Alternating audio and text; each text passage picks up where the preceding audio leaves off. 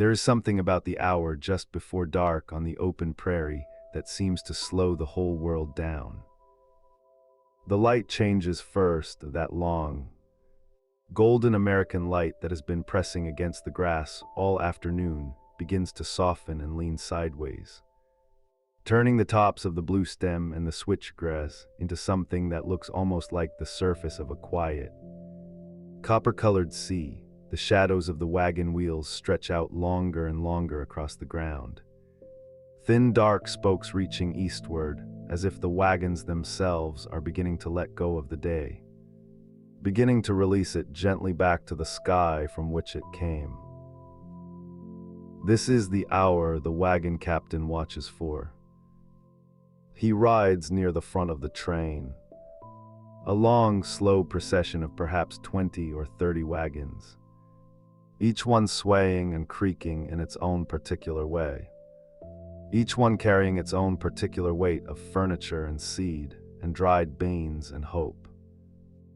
He watches the light and he watches the land ahead, and when he sees what he is looking for, a place where the ground levels out, where there is perhaps a low depression that might hold a little water, where the grass is thick enough to feed the animals through the night, he raises his hand and the signal passes back down the line like a slow, gentle wave.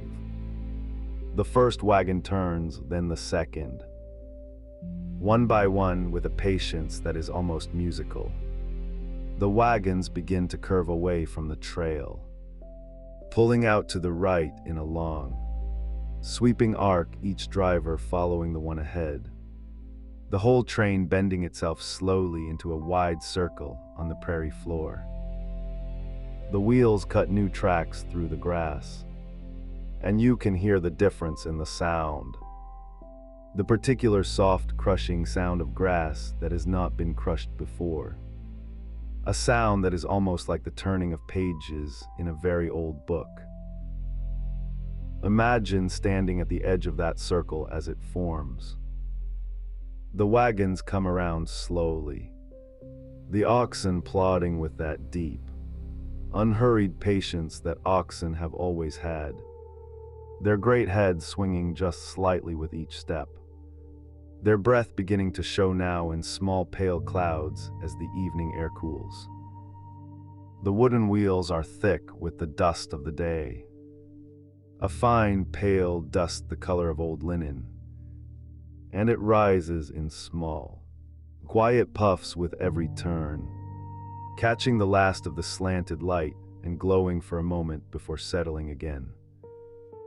The canvas covers of the wagons, white when the journey began back in Missouri or Iowa, have taken on the color of the trail, a warm, sun-washed cream, stained here and there with the red-brown of river mud or the gray of wood smoke from 100 previous evenings. The last wagon closes the circle, and there is a moment, just a brief, still moment, when the whole train seems to exhale together. The drivers set their brakes, that familiar wooden groan traveling down the line like an echo of itself. Children who have been riding inside the wagon beds begin to appear at the back openings, pushing aside the canvas flaps and blinking out at the new evening world with the particular bright curiosity of children who have been sitting still for a very long time. Small feet find the wagon steps, or simply drop to the ground, and within moments there are children running across the inside of the circle, their boots making a soft drumming sound on the grass that has already been flattened by the first wagons to pass over it. The men begin unhitching the animals. This is work that the hands know how to do almost without instruction by now.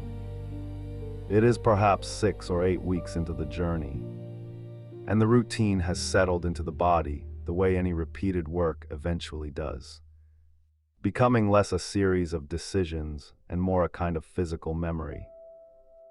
The leather harness comes apart at the familiar buckles. The yokes are lifted free. and the oxen and mules and horses are led to the outside of the circle where they can graze on the fresh grass. Their lead rope staked into the ground with iron pins that ring softly when the mallet strikes them. The animals lower their heads immediately, gratefully, and begin to eat with that slow, steady tearing sound that is one of the most peaceful sounds the prairie offers. There is a woman, and there are many women on this trail. Women whose names the history books rarely thought to keep, but whose work held every wagon train together. Who has already begun to think about the fire. She has been thinking about it, in a quiet background way, for the last hour or so of the afternoon's travel. The way a person thinks about a warm bath or a cup of tea when they are still some distance from home. She knows what she has in the wagon. She knows the flour is running a little low, and that the bacon needs to be used before it turns, and that the children have been asking for something sweet. She carries all of this in her mind the way she carries everything. Without complaint, with a kind of steady, practical tenderness. She climbs down from the wagon seat. Or perhaps she has been walking beside it for the last few miles, as many women did, to spare the oxen and to stretch their own legs after a morning of sitting. And she goes to the back of the wagon and begins to take down the Dutch oven from where it hangs. A heavy, dark, well-seasoned thing that has already cooked more meals than she can count. It clangs softly against the wagon's side as she lifts it free. A familiar sound that seems to tell the whole camp that the evening is truly beginning now. The search for fuel is its own small expedition. On the eastern sections of the trail, back in the wooded country of Missouri and Kansas, there was always deadfall, always branches that could be gathered from the edges of the creek beds.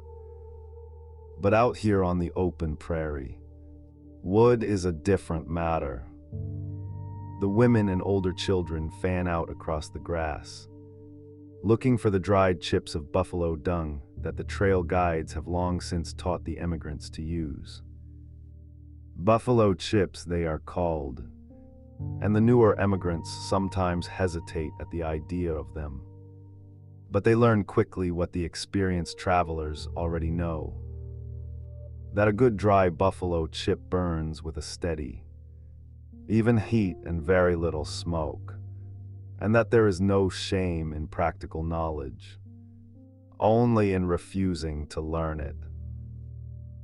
The children make a kind of game of the gathering, filling their aprons and their arms, calling out to each other when they find a particularly good patch.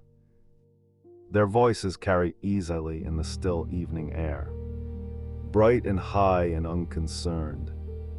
The voices of children who are, in this moment at least, simply children at play, not passengers on a long and uncertain journey.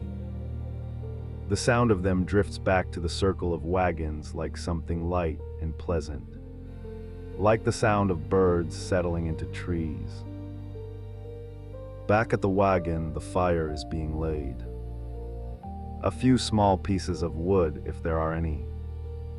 A saved branch, a broken spoke from a wagon that was abandoned miles back along the trail, are placed in a shallow depression in the ground. And around and over them, the buffalo chips are arranged with the careful attention of someone who knows that a fire is not just warmth and light, but the center of the evening. The place where the family will gather, the thing that holds the darkness at a comfortable distance. The striker is taken out, the flint and steel that live in a small leather pouch, and the familiar series of small, sharp sounds begins: click, click, click, until a spark catches in the tinder and a thin thread of smoke rises up into the cooling air. Imagine the smell of that first smoke. It is not quite like any other smoke. There is something in it that is particular to this place and this fuel. Something dry and faintly sweet. A smell that is already, after these weeks on the trail, beginning to mean safety and rest and the end of the day's work. It rises straight up in the still air, a pale gray thread against the darkening blue of the sky, and then bends gently as the evening breeze finds it and carries it softly across the circle of wagons. Other fires are beginning now, all around the circle, one after another. Small flames appear at the base of each wagon's camping place, and the inside of the circle begins to fill with a warm, uneven light, the light of a dozen separate fires, each one small and modest on its own, but together making something that feels almost like a village. A temporary village that will exist for only one night in this particular place and then be gone, leaving nothing but the flattened grass and the ash of the fires and the small round holes where the stakes were driven. The sounds of the camp multiply and layer themselves one over another in a way that is not noisy but is full. The low voices of men discussing the next day's route, the clatter of iron pots and tin cups, the steady grinding sound of the coffee mill that someone is turning near the third wagon from the left, the occasional soft complaint of a wheel being greased, the murmur of a woman singing very quietly to a baby who is not quite ready to accept that the day is over. Somewhere near the back of the circle, a dog barks once at something in the grass and then falls silent, satisfied. The sky is doing extraordinary things. It has been doing extraordinary things every evening since the journey began. But it is the kind of thing that does not become ordinary no matter how many times you see it. The blue deepens from the east, moving overhead like a slow tide, and the west holds the last of the color. Not just one color, but a whole layering of them. Rose and amber and a pale, clear green just above the horizon. All of it reflected in the thin line of a creek that runs perhaps a quarter mile to the south, so that for a few minutes the water seems to hold the whole sky within it, trembling slightly with the current. The children have been called back to their own wagons now, or most of them have. A few of the older ones, the 12 and 13-year-olds who have been given real responsibilities on this journey, who drive wagons and tend animals and carry messages between families, linger at the edges of the firelight, talking in the low, important voices of young people who are discovering that they are capable of more than they knew. They will be sent to bed soon enough, but for now they are allowed this small margin of the evening, this little territory between the children's world and the adults. The coffee is ready. This is not a small thing. The coffee has been rationed carefully since the journey began, and there are some evenings when it is too precious to use. But tonight there is enough, and the smell of it moves through the camp with a warmth that is almost physical, almost like a hand on the shoulder. The tin cups are filled and passed, and people wrap their hands around them and stand or sit near their fires and drink slowly, not saying much, letting the heat of the cup and the heat of the fire and the cooling of the air all work together in that particular way that makes the end of a long day feel, for a little while, like a kind of luxury. The prairie at dusk has its own sounds that are separate from the sounds of the camp. The long, drawn-out calling of a meadowlark somewhere out in the grass. A sound so clear and so carrying that it seems to come from everywhere at once and nowhere in particular. The wind moves through the blue stem with a soft, continuous sound that is not quite a whisper and not quite a sigh, but something in between. something that the ear learns to hear as a kind of company rather than a kind of emptiness. Far away, very far, there is the sound of a coyote. A thin, wavering sound that rises and falls and rises again. Not threatening, simply present, simply another voice in the evening chorus of the open land. The horses have settled, the oxen have settled. The children who were running an hour ago are already beginning to droop at the edges of the firelight, leaning against their mothers or their fathers, or simply sitting in the grass with their chins dropping toward their chests, fighting sleep with the determined, losing effort that children always make. The day has been long. The miles have been real. The body knows what the mind sometimes resists, and the body is saying, gently but clearly, that it is time. The wagons stand in their circle against the darkening sky, their canvas covers glowing softly from the fires within and without, each one a small world of its own, a world of quilts and trunks and the smell of leather and dried herbs and the particular smell of the people who live inside it. A smell that is home even when home is 1,000 miles away and getting farther with every day. The circle they make together is not large, measured against the immensity of the prairie that surrounds it. But it is warm and it is whole, and it is for this one night. Enough. The light continues to fade, slowly and without drama, the way all good endings happen. Not all at once, but gradually, one shade at a time, until the fires are the brightest things in the world and the stars are beginning to appear overhead.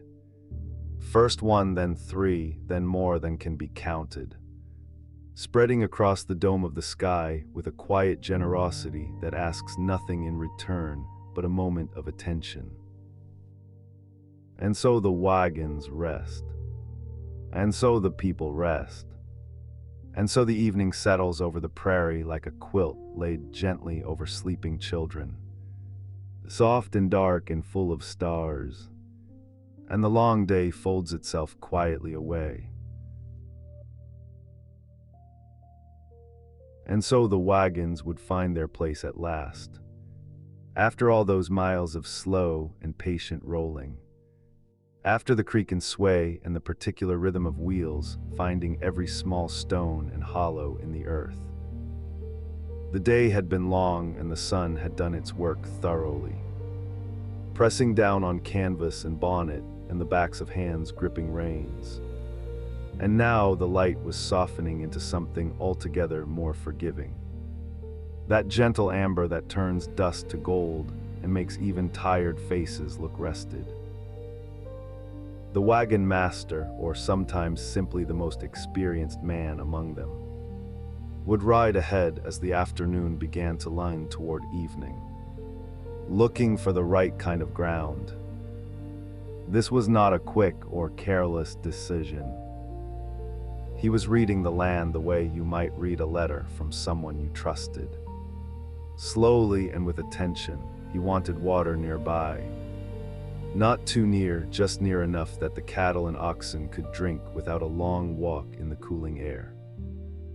He wanted ground that was level enough for sleeping, which sounds simple until you have tried to sleep on a slope and woken in the night to find yourself pressed against the wagon wall or tangled in blankets that have slid away. He wanted grass, good grass, the kind that stood up in thick tufts and would give the animals something worth eating after their own long day of labor. And when he found the right place, he would signal and something rather beautiful would begin. The wagons, which had been strung out along the trail in a long loose line all day, began to come together. You can imagine it if you like, watching from some gentle rise nearby, watching those white canvas tops moving through the late light like slow boats on a golden sea, and then gradually curving inward, finding one another, the line becoming a curve and the curve becoming something close to a circle. It was not a perfect circle, not the kind you might draw with a compass on paper. It was a human circle, slightly uneven, shaped by the particular wagons and the particular ground and the particular habits of the people guiding them. But it closed, and when it closed, there was something quietly satisfying about it. The way a door closing on a warm room is satisfying. The sense of an inside and an outside being gently established. The tongue of each wagon, that long wooden pole that connected the wagon to the animals pulling it, was angled so that it pointed outward, and the rear of each wagon faced inward toward the center of the circle. The wagons were drawn close enough together that their wheels nearly touched, or sometimes did touch, and in some trains they were chained wheel to wheel so that the circle held firm.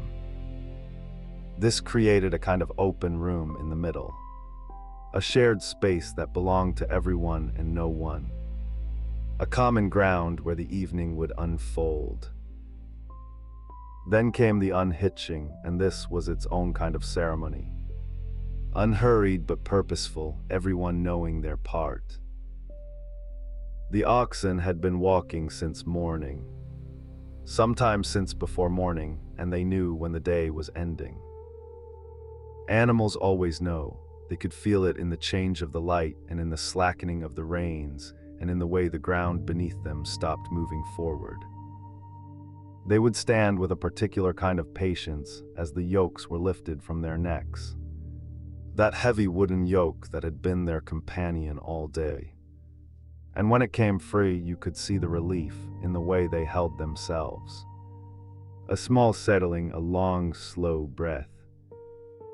The men and older boys would guide them out through the gaps between wagons, the spaces left deliberately for this purpose, and lead them to the grass beyond the circle where they would graze in the long evening light, watched over by whoever had drawn the first turn at herding. Horses, if the family had them, were picketed nearby on long ropes, and the mules, which had opinions about everything and were not shy about sharing them, would sometimes make their feelings known as they were led to their evening grass. A sound somewhere between a complaint and a sigh that carried clearly across the settling camp. People smiled at the mules. You could not help it. Inside the circle, meanwhile, the women and older children were beginning the work of making a camp out of a collection of wagons. And this transformation from traveling thing to resting thing was one of the quiet arts of the trail. The tailgates of the wagons came down, those hinged wooden panels at the back, and they served as tables, or as steps up into the wagon, or simply as a place to set things while you sorted out what was needed for the night. Wooden boxes were lifted down, and iron pots in the particular bundle that held the coffee. Because coffee was not optional. Coffee was the thread that held the day together at both ends, the beginning and the end of it. The cooking fires needed to be built, and this was sometimes easy and sometimes not.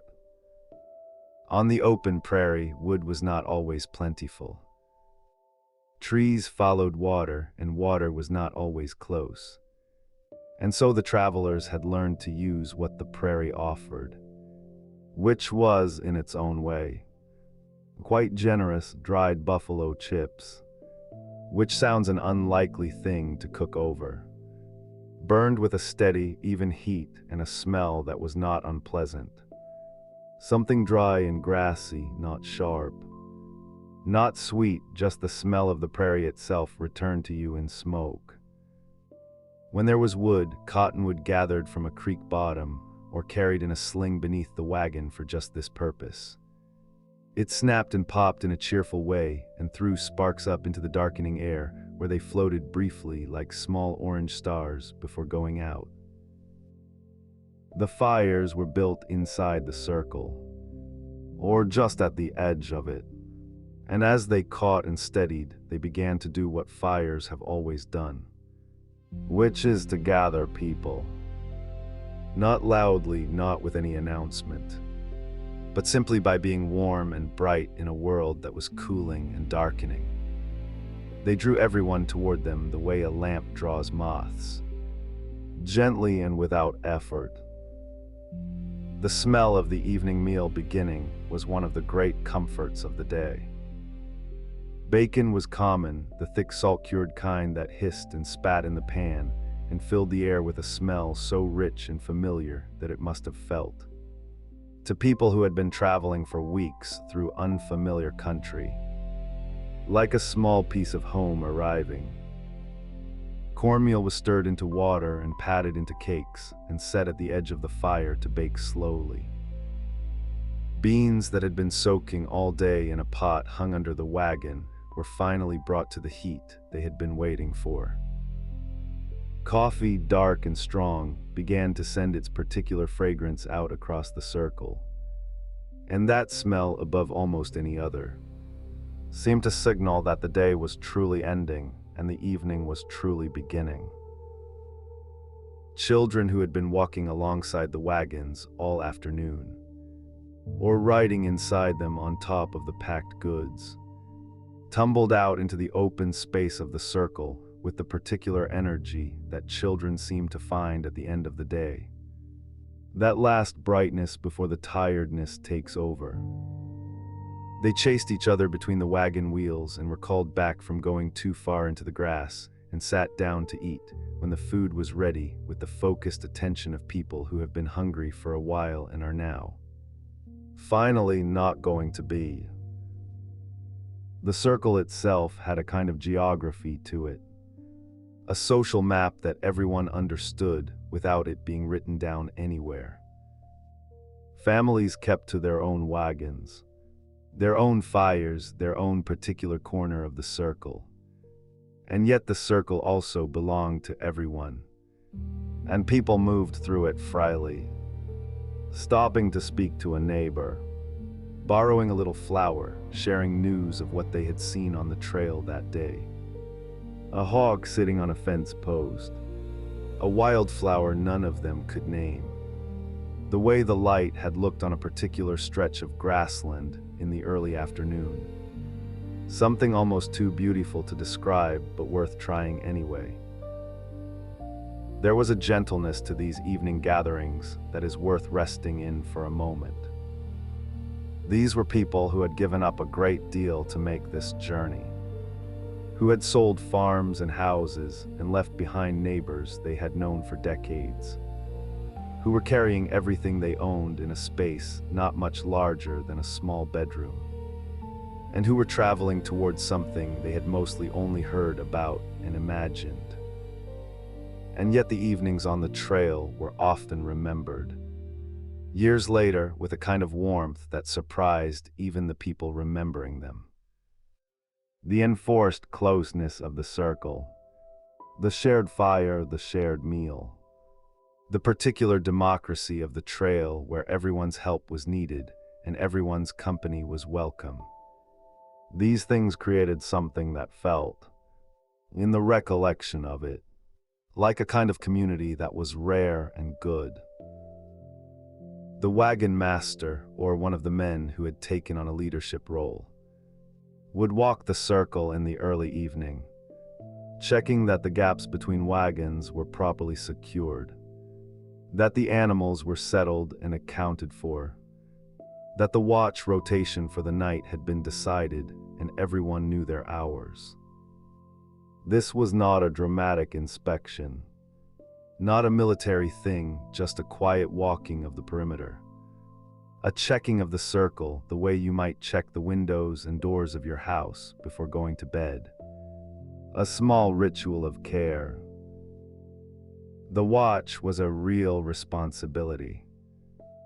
Someone needed to be awake and attentive through the night, walking slowly around the outside of the circle or sitting at a good vantage point, listening to the prairie, not because the night was dangerous in any urgent way, but because animals could wander, and the weather could change, and it was simply the right thing to do, to have someone paying attention while everyone else rested.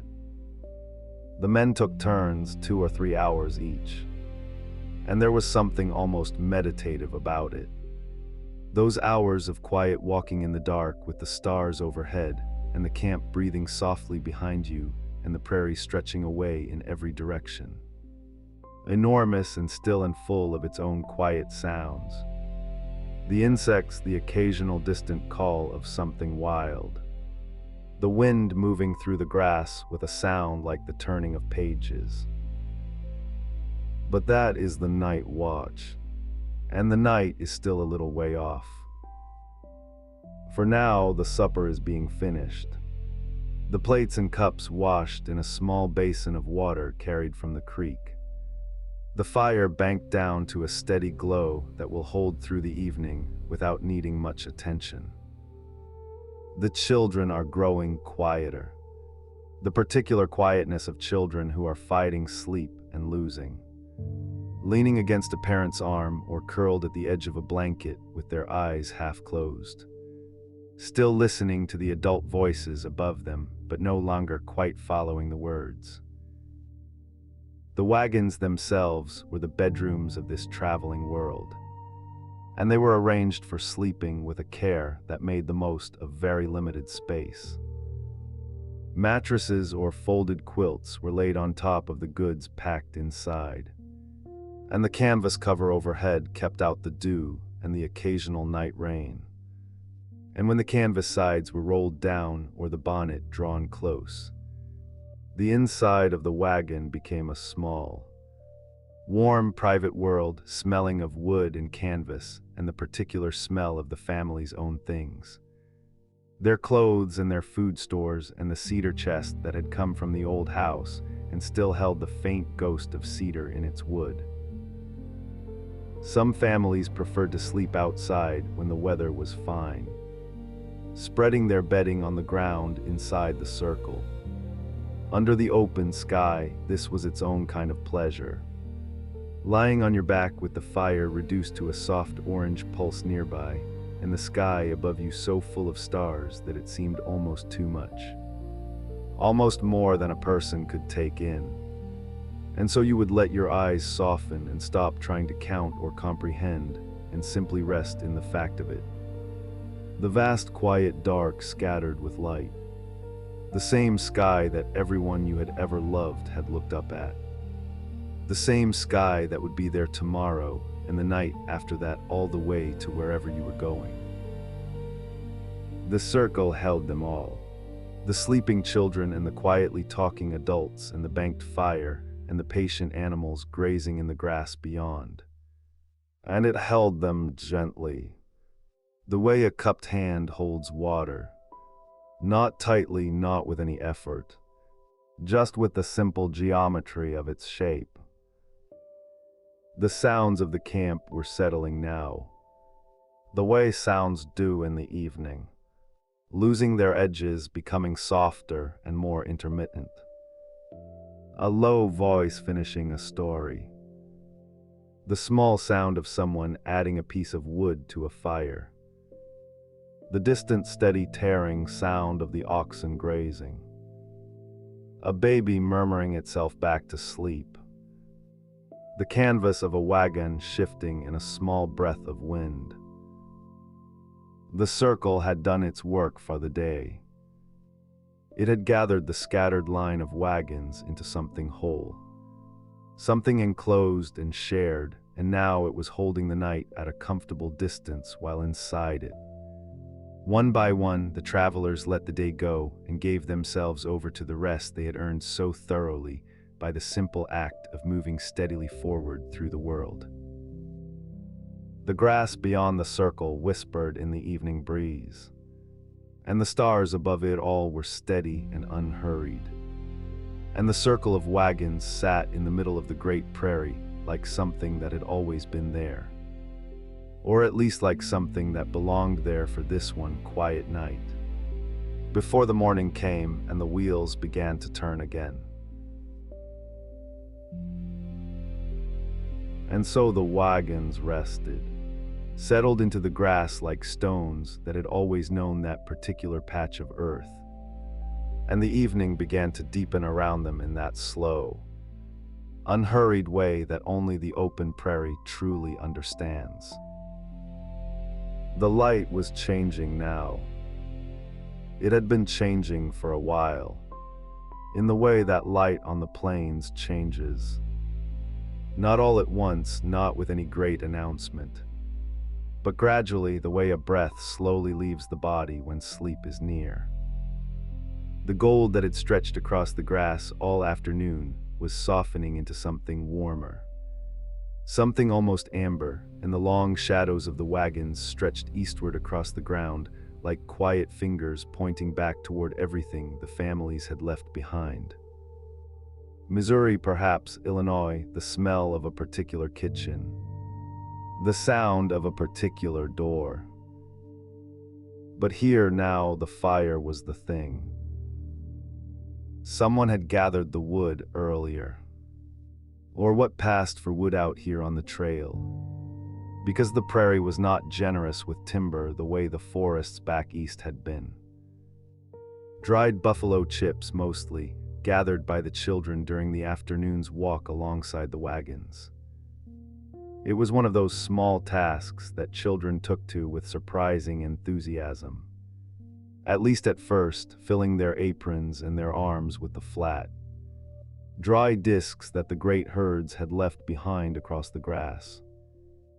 By midsummer, most families had made their peace with it. The chips burned well, it turned out. They burned slow and even, with a heat that was steady and reliable, and the smell they gave off was not unpleasant. Something earthy, something ancient, a faint sweetness underneath the smoke that you might not have expected. The fire at the center of the circle was modest. There was no need for anything grand.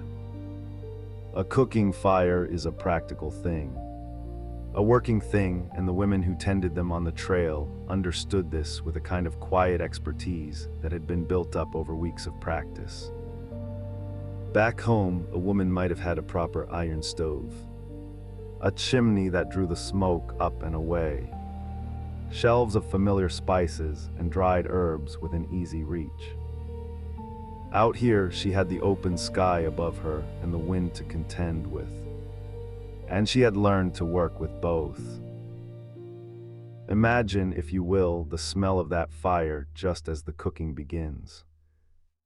The first whisper of wood smoke curling upward into the cooling air, carrying with it the faint mineral scent of the prairie itself, the dry grass and the turned earth and something harder to name. The smell of distance, perhaps, the smell of all those miles still ahead. And then slowly, something warmer beginning to layer in underneath. The first suggestion of salt pork beginning to render in the iron skillet. The fat softening and releasing. A sound like a quiet conversation beginning. The Dutch oven was the great companion of the trail. Heavy black, seasoned with months of use until its surface was almost silky to the touch. It sat in the coals with a kind of authority. Its lid fitted snugly, holding in everything that mattered. Cornmeal mush was a common supper. Simple and filling, the kind of food that asks nothing of you except that you eat it slowly and be grateful for the warmth it carries. Some evenings there was dried beans, soaked since morning in a pot hung beneath the wagon bed, now ready to be cooked long and slow with whatever scraps of salt pork remained.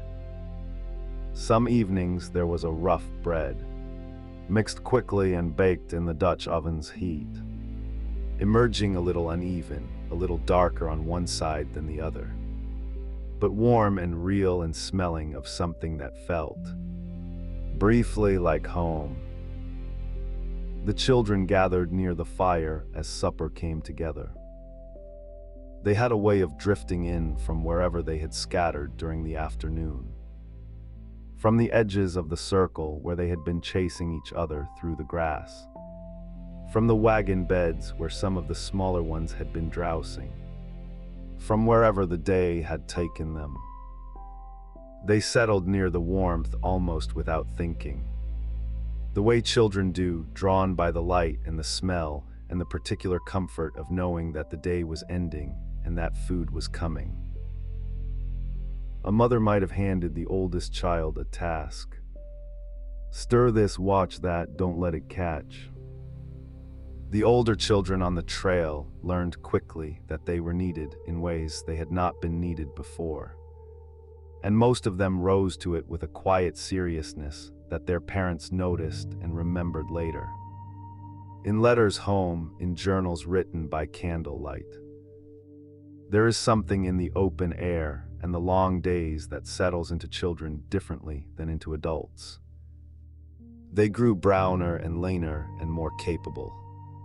And by the time supper was ready, they were hungry in a clean, uncomplicated way that made even the simplest food taste like something worth savoring. The men came in from the edges of the circle as the light continued to soften. Some had been tending to the oxen, checking hooves, checking yokes, making sure the animals were watered and settled for the night. The oxen were the quiet heart of the whole enterprise. Steady and patient creatures who asked for very little and gave a great deal. And the men who cared for them developed a kind of wordless regard for them over the months of the journey. An ox that was well rested and well watered was an ox that would pull steadily through the next day's miles. And so the evening tending was never rushed. Never careless, it was done with attention. Others had been checking wagon wheels, tightening bolts, replacing a worn piece of leather on a harness. The wagons were not delicate things, but they were not indestructible either. And the trail had a way of finding every weakness. An evening spent on small repairs was an evening that might prevent a longer delay tomorrow. And so the men worked in the fading light with a practical patience, their hands knowing what to do almost without being told. And then supper was ready, and everything else stopped. There is something about a meal eaten outdoors, in the open air, with the sky above beginning to show its first stars and the fire casting its warm, unsteady light across the faces of the people gathered around it. There is something about that which is very hard to describe and very easy to feel. The food was simple, it was almost always simple. But the simplicity of it had a kind of rightness to it out here. A fittingness, the way a plain wooden bowl feels right in the hands when you are hungry and tired and the evening is cool. Tin plates and tin cups were the tableware of the trail. They were light and they were sturdy and they did not break, which was the most important thing. A family might have packed their good china when they left, tucked carefully between layers of fabric in the wagon bed. And some families kept it all the way to Oregon and unpacked it in their new homes with great ceremony. But out here, the tin was what you used. And the tin grew familiar. The particular weight of your own cup. The way the heat of the coffee came through the metal and warmed your palms on a cool evening. Coffee was important. It is difficult to overstate how important coffee was on the trail. It was roasted and ground each morning, or sometimes each evening for the following day. And the smell of it brewing over the fire was one of the reliable pleasures of camp life. A small anchor of the familiar in the middle of all that newness. It was drunk strong and black, mostly because sugar was a thing to be rationed carefully. But even without sweetness, it was warming and real, and it tasted like something you knew. Families who had packed a good supply of coffee beans guarded them with a care that was almost tender. The conversation around the fire in the evenings was not loud. After a long day of walking, and most people walked most of the time, because the wagons were loaded with everything a family owned and there was little room for passengers. After a day like that, the voice settles naturally into something quieter. People spoke about the day's miles, about the condition of the trail ahead as reported by those who had come this way before, about small observations and small happenings. A family from Ohio, a few wagons down, had seen a hawk carrying something across the sky.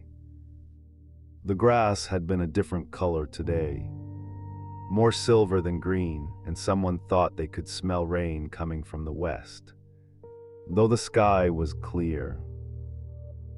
Children asked questions that the adults answered carefully, or sometimes did not answer at all, and the silence that followed was not uncomfortable.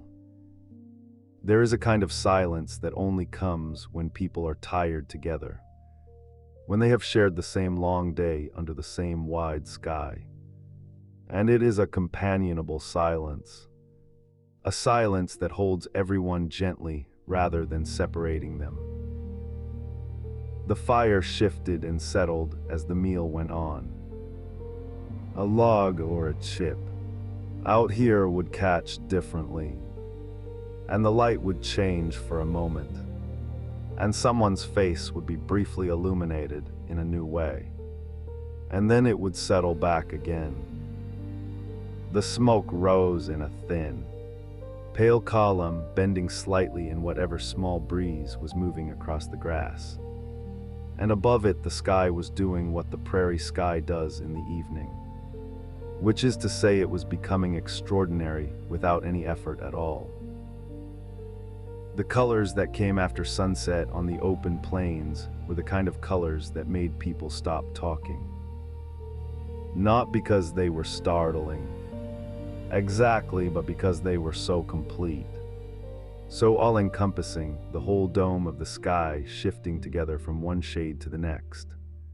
The horizon holding the last of the orange and the pink long after the zenith had gone to a deep, soft blue. Families who had come from wooded country, from places where the sky was something you saw in pieces between the branches, found this openness something they had to grow accustomed to.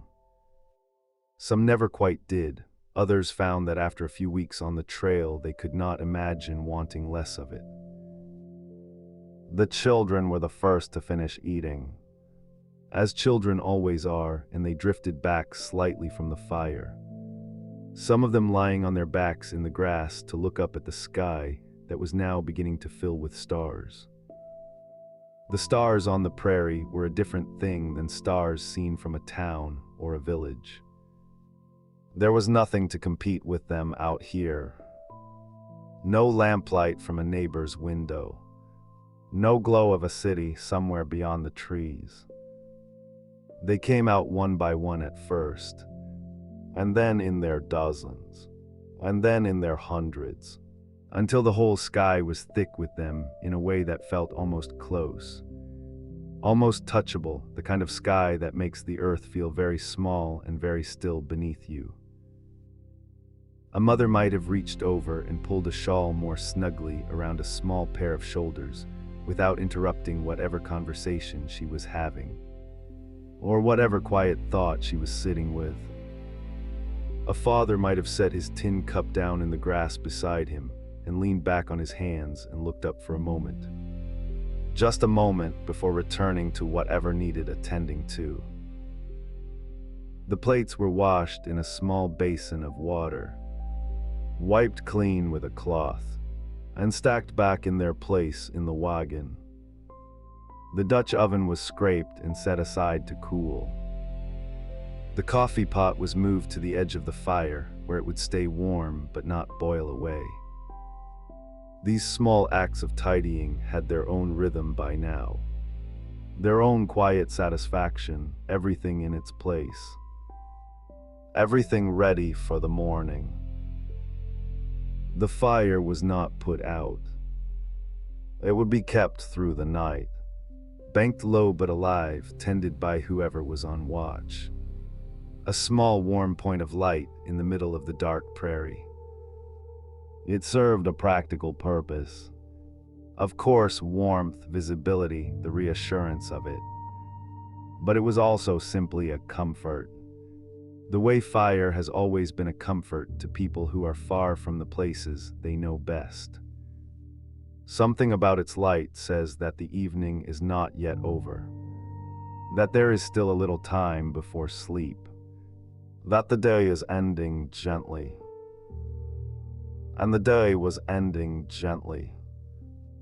The voices around the fire had grown quieter still, the pauses between words longer, the children's questions fewer. Someone might have hummed something low and half-remembered, a tune from back home that had no particular name in their mind, but lived in their hands and their throat without needing one.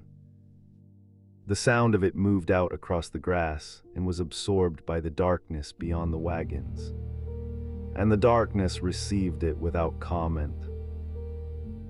The oxen were quiet in their places. The horses, if there were horses, stood still. The grass made its own soft sound against itself in the small evening wind. A sound like breathing, like the whole wide land breathing slowly in and out beneath the weight of all those stars. In a little while, the families would begin to move toward the wagon beds, toward the quilts and the blankets folded there, toward the particular smell of canvas and wood and the familiar things packed inside. In a little while, the youngest children would already be asleep, carried in from the fireside without waking. In a little while, the prairie night would settle fully over the circle of wagons, and the only sound would be the fire and the grass and whatever small creatures moved through the dark beyond the reach of the light. But for now, for just a few more minutes, the fire still held them, warm and unhurried in its gentle circle. And so, as the fire settled into its quieter self, the tall flames gone now, leaving only the low, steady glow of coals that pulsed like something breathing, the families of the wagon train began, one by one, to think about sleep. It was not a sudden thing. This turning toward rest, it came the way evening always comes to open country. Gradually and without announcement, the darkness thickening at the edges of the camp, the stars overhead growing more certain of themselves, more numerous, filling in the spaces between one another until the whole sky seemed stitched with pale light. The children felt it first, the way children always do, not in their minds but in their bodies, a heaviness behind the eyes, a slowing of the hands that had been busy all evening with small tasks and smaller games. A mother would notice the stillness come over a child who had been fidgeting only moments before, and she would take that as her signal, the quiet permission the night was offering. Now came the business of beds. On the Oregon Trail in the early 1850s, sleep was something a family arranged with care, the same way they arranged everything else on a journey of 2,000 miles, with an eye toward what was practical, what was warm and what could be made to feel, even out here on the vast and open prairie, like something close to home. The wagons themselves were the heart of it. Those great canvas-covered boxes of white oak and iron, packed so tightly at the journey's beginning that there had seemed no room for anything more, had gradually, over weeks of travel, given up some of their cargo. Barrels of flour lightened, bags of cornmeal shrank. a piece of furniture left behind at a river crossing here, a crate of books abandoned to lighten the load there. And as the wagon grew less crowded, a space opened up inside it. A narrow, low-ceilinged space, but a space nonetheless. And that space became, for many families, the sleeping place of the youngest children and the mother, and sometimes the grandmother if there was one, her bones too old and too tired for the ground. Imagine climbing up into one of those wagons at the end of a long day. You would push aside the white canvas flap at the back, stiff with dust and dried in the sun, and you would step up onto the rear wheel hub, then swing yourself over the tailgate, and you would find yourself inside a world that was entirely different from the open air outside. The canvas overhead was close, perhaps 4 feet above the wagon bed on a good night, and it smelled of the journey, of canvas itself, a dry and fibrous smell, of dust that had worked its way into every seam, of the faint sweetness of dried apples stored in a sack near the front, of leather from the harness that hung on a hook near the driver's seat, of wood smoke that had followed the family for so many miles it had become simply part of what they smelled like now. The floor of the wagon bed was wooden and hard, and the families knew this, and so they had prepared for it. Quilts were the great currency of comfort on the trail. A woman setting out from Missouri or Iowa or Ohio in the spring of 1850 or 51 would have packed her quilts with the same seriousness she packed her seeds and her medicines. These were not decorative things.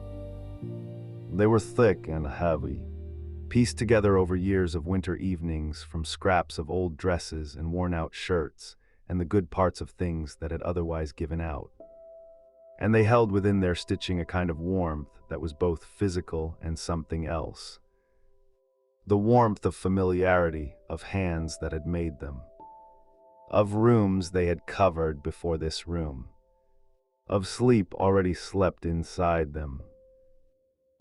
A mother would spread one quilt down first, directly on the wagon floor, as a kind of mattress, smoothing it out with her hands, pressing the wrinkles flat with a patience that had nothing hurried in it.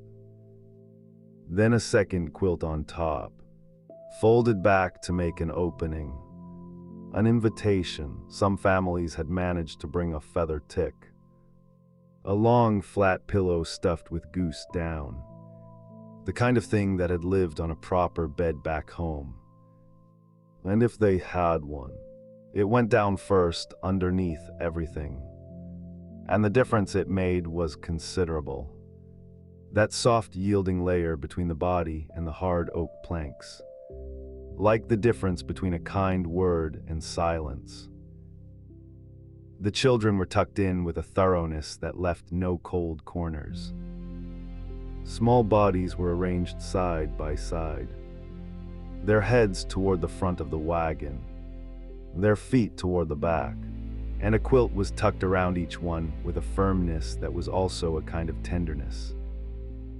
A child might wriggle once or twice, finding the position that felt right, and then the body would make its decision and go still, and the breath would slow, and sleep would come with a swiftness that only the very young and the very tired can manage. Underneath the wagon was another world entirely. For the older children, the young men and women, the fathers, the hired hands, sleeping beneath the wagon was simply the arrangement, accepted without much thought, the way most arrangements on the trail were accepted.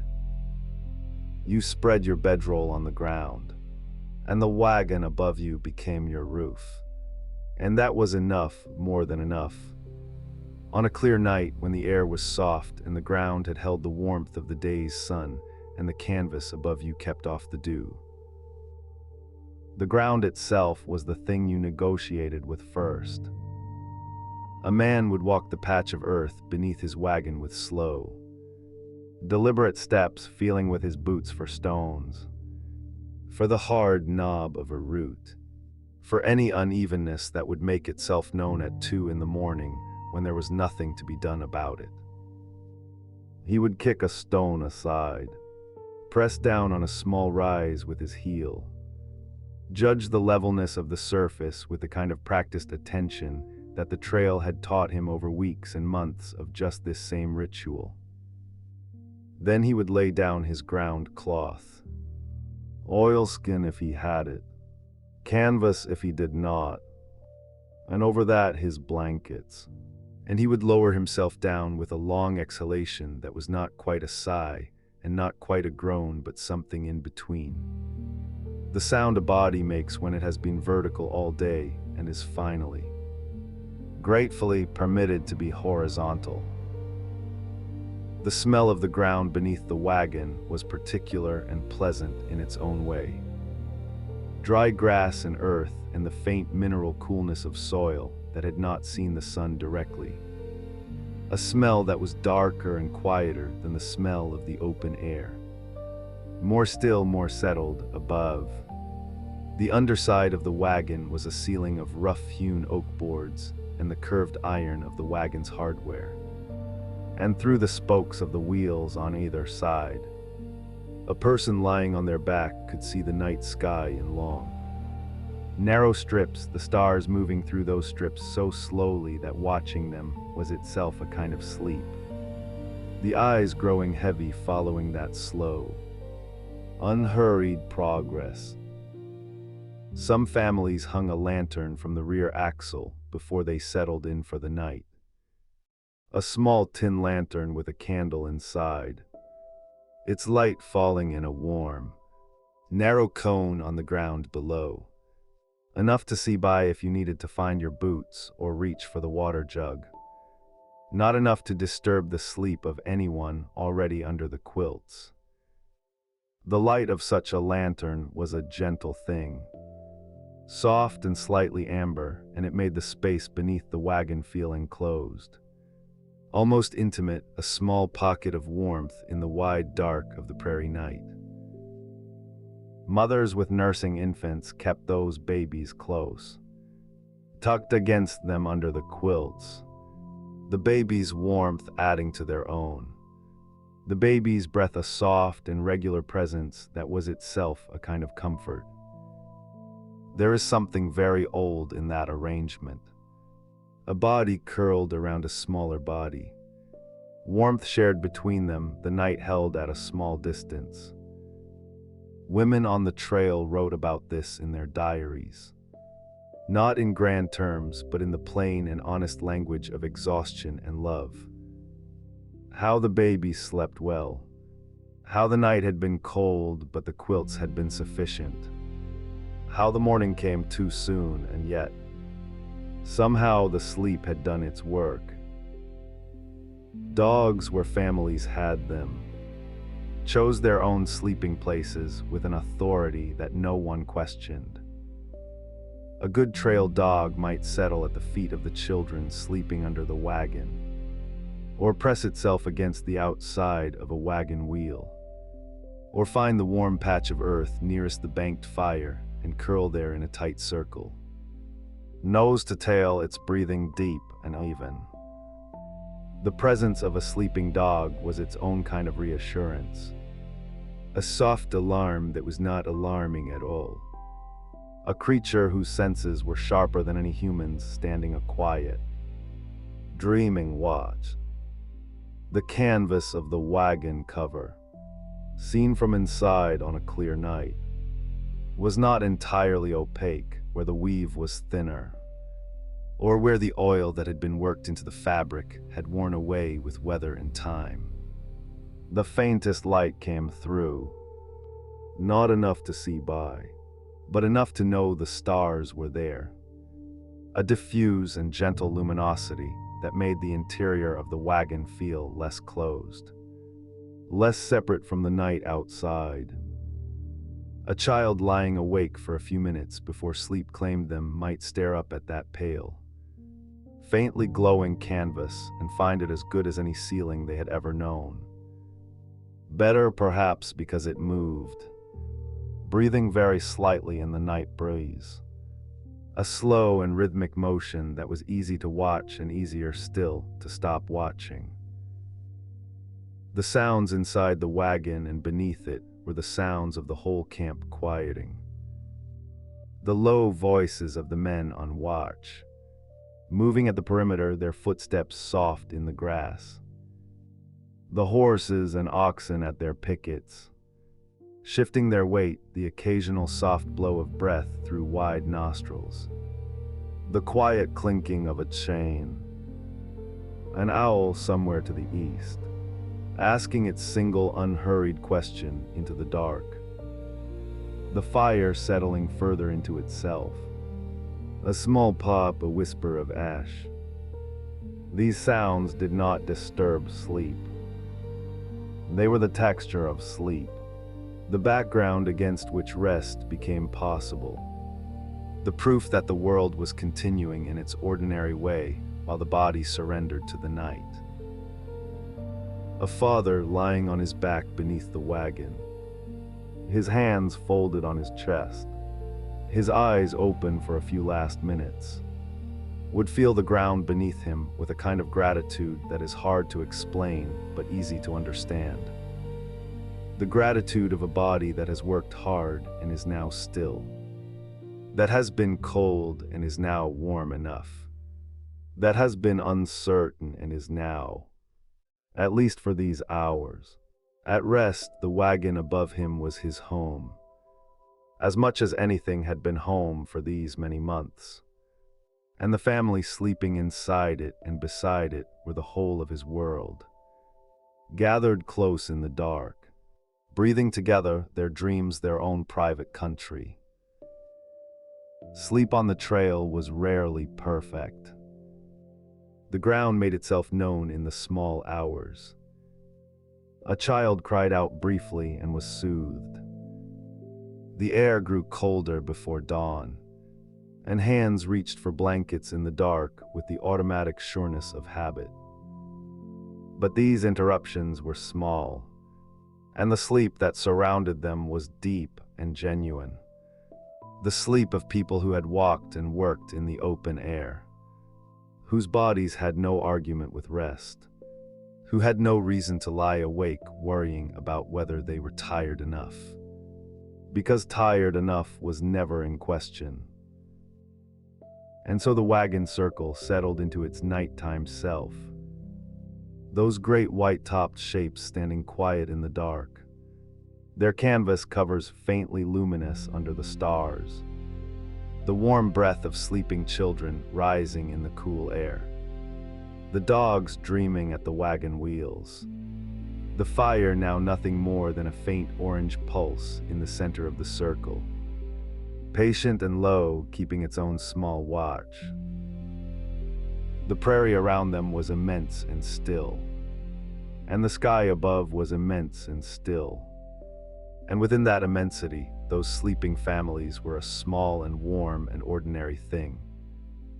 People under quilts, people on the ground, people breathing slowly in the dark, their bodies doing the ancient, uncomplicated work of rest.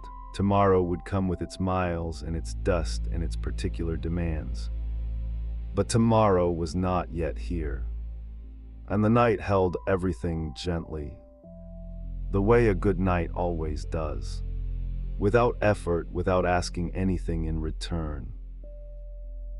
For now there was only the sound of breathing, and the stars moving in their slow and patient arcs, and the quilts warm and heavy, and the ground solid beneath, and the canvas overhead moving very slightly in the breeze, like something dreaming.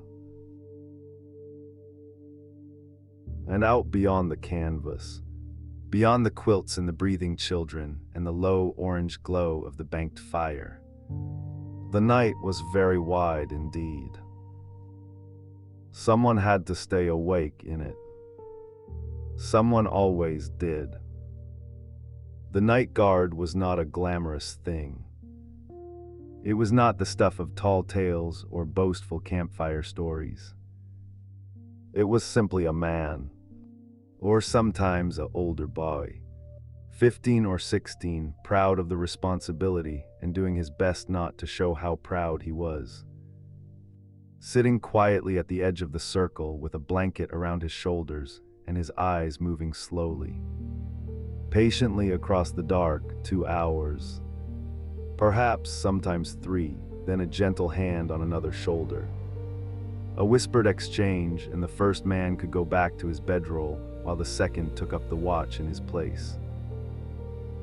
They traded the duty in rotation, the men of the company, so that no single person bore too much of the night alone.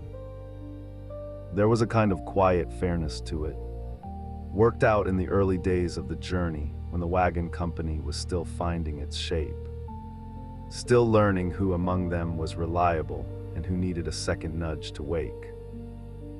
By the time they reached the middle stretches of the trail, somewhere out in the long grass country, where the land rolled away in every direction like a slow green ocean, the rotation had become as natural as anything.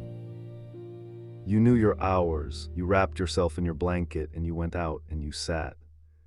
And the night came around you like something familiar. Imagine sitting there in that stillness. The fire behind you low and red, giving off just enough warmth that you could feel it on your back if you leaned slightly toward it. The smell of the smoke was sweet and woody, a little like cedar if the company had been lucky enough to find cedar, more often like cottonwood or willow gathered from the banks of whatever creek they had camped beside. Cottonwood smoke has a particular softness to it, almost dusty, almost sweet, and it drifted up into the dark in a thin pale thread and disappeared. The animals were close. This was the thing that made the night guard's job feel less lonely than it might have otherwise. The oxen were there and the mules, and whatever milk cows the family might be trailing behind the wagon. And all of them were breathing. All of them were warm. All of them were making the small continuous sounds that large animals make when they are at rest and not afraid. A slow shifting of weight. The soft percussion of a hoof moving against the ground. The deep, almost musical sound of an ox breathing out through wide nostrils. A sound like a bellows worked very gently, rhythmic and low. The animals were hobbled for the night, their front legs loosely bound so they could graze but not wander far.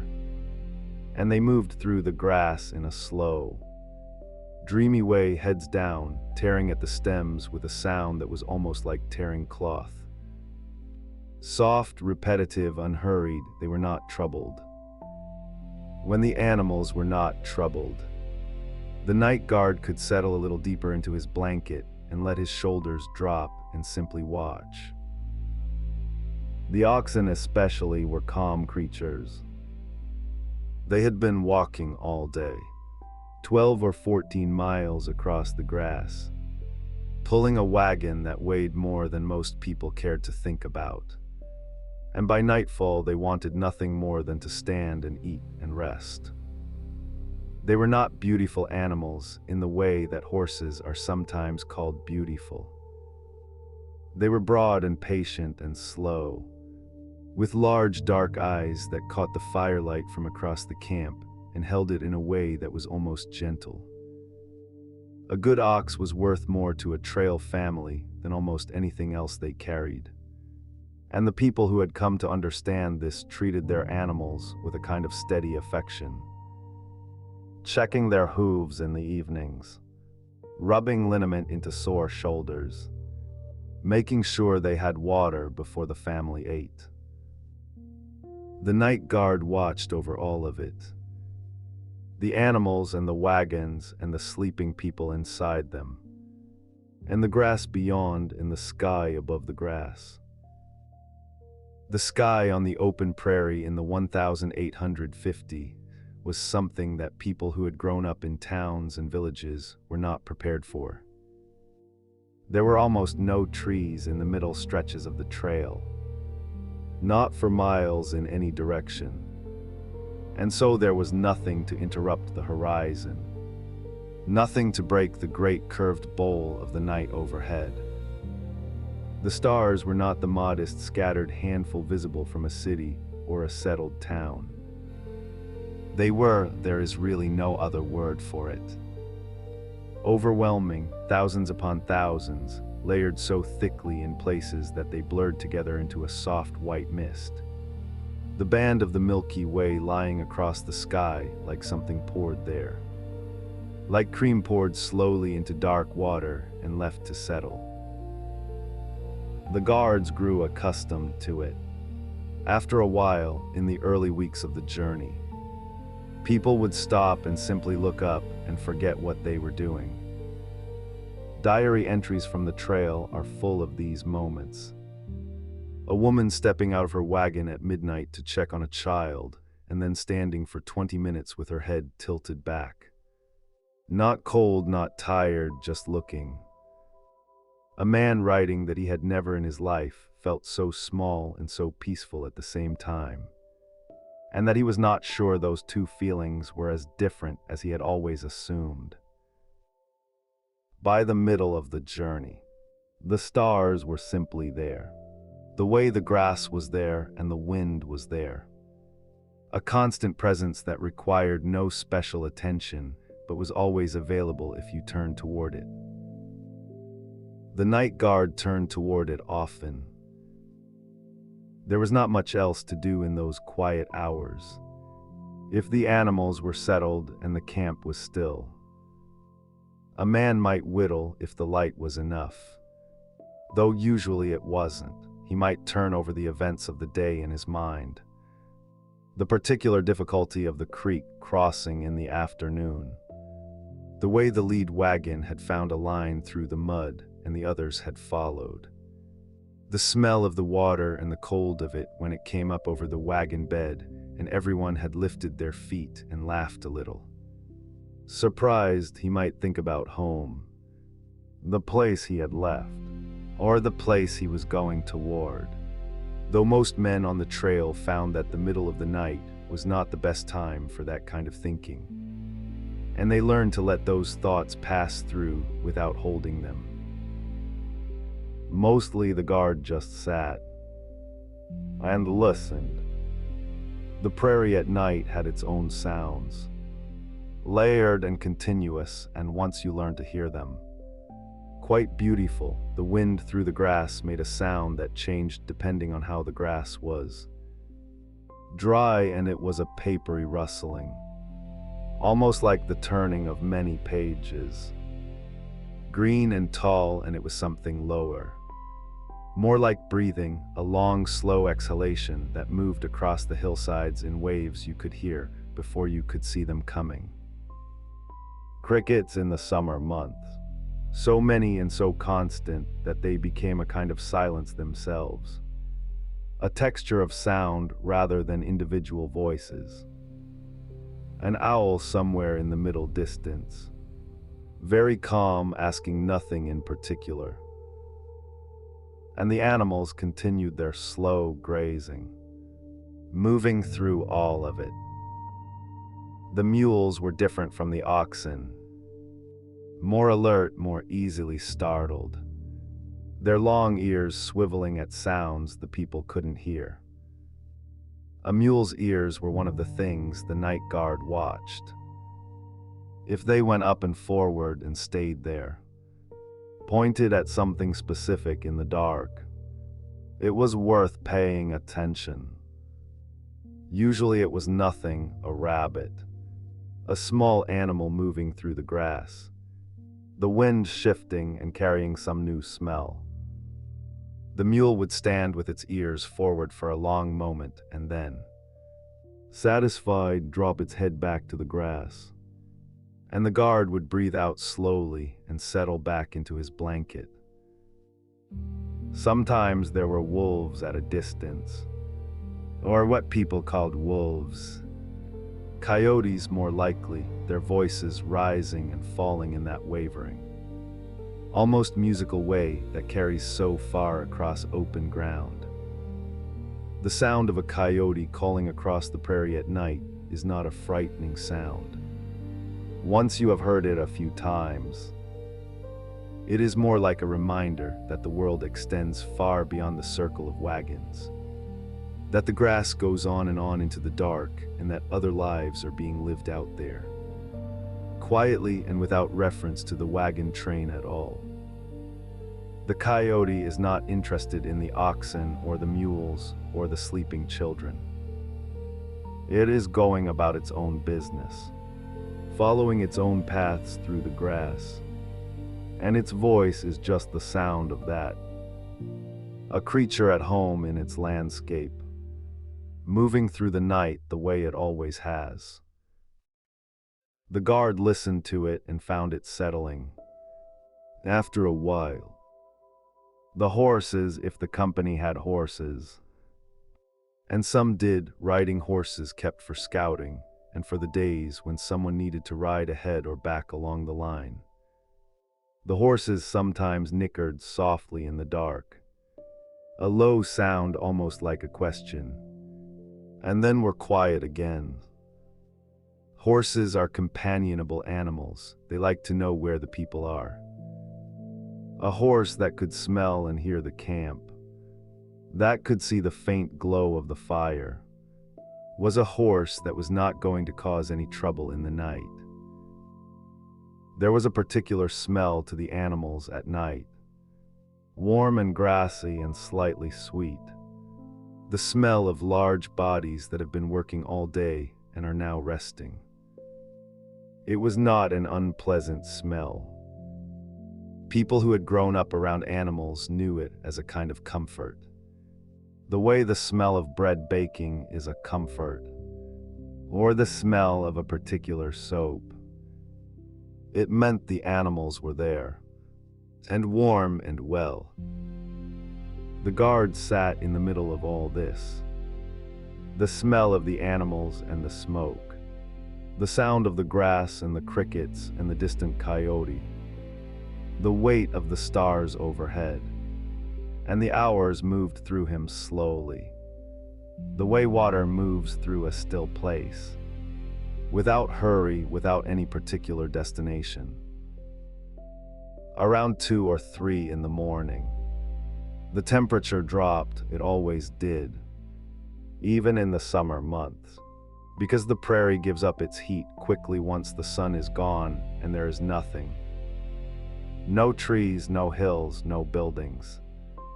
To hold it, the guard pulled his blanket tighter and tucked his chin down and watched his own breath appear in front of him. A small pale cloud and disappear. The fire had burned down to coals, deep red and steady, and every few minutes a small flame would find its way up through them and burn for a moment and go out again. The oxen stood closer together as the night deepened. This was something they did naturally, drifting toward one another for warmth, until they were standing in a loose group, their breath rising together in small clouds that merged and drifted away. There was something very peaceful about watching them do this. The slow, unhurried way they moved. The way they seemed to make the decision together without any visible communication. Just a gradual drawing in, a collective settling.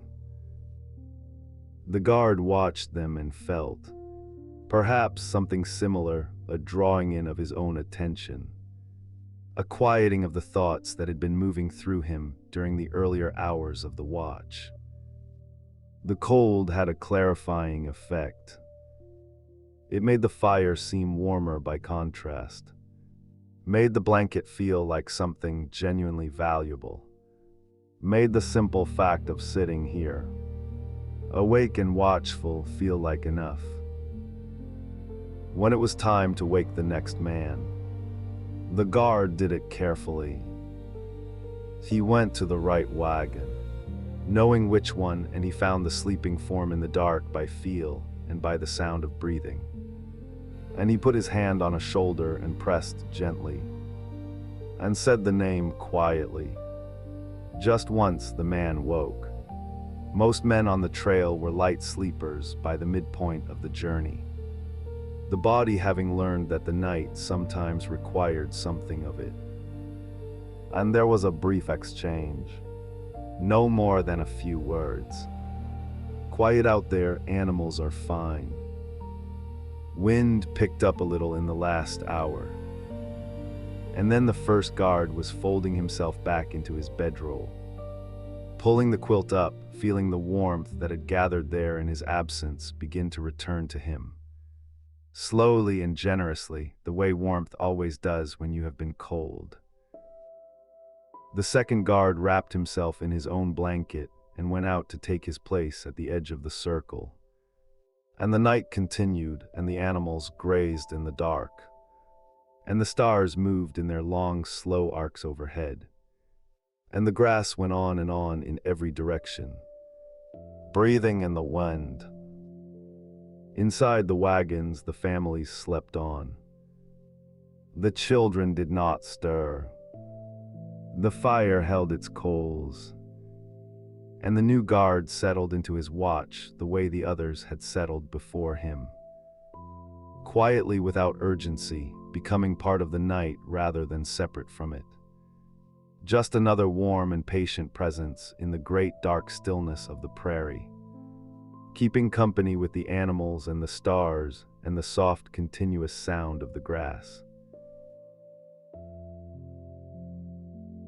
And so the night deepened, as nights on the open prairie always did, slowly and without announcement, the way a candle burns down not in any single moment, but in a long, patient diminishing of its own warmth.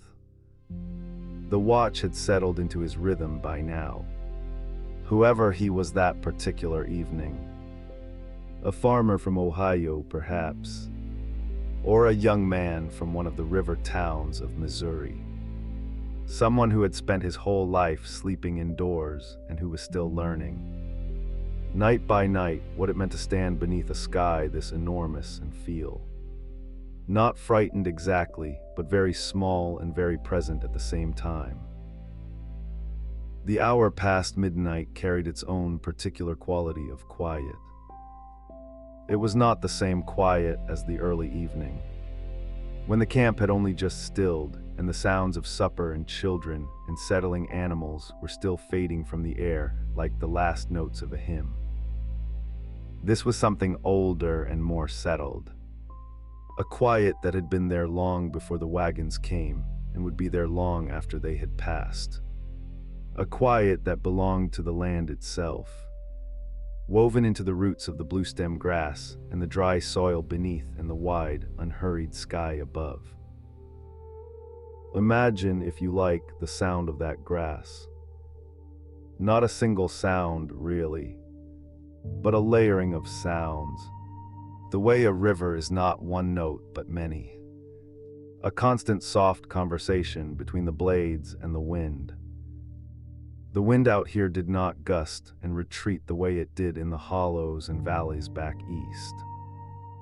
It moved in long, slow waves, and the grass answered it in long, slow waves, a rustling that traveled across the prairie in visible ripples, silver in the moonlight like something breathing, which, in its own way, it was.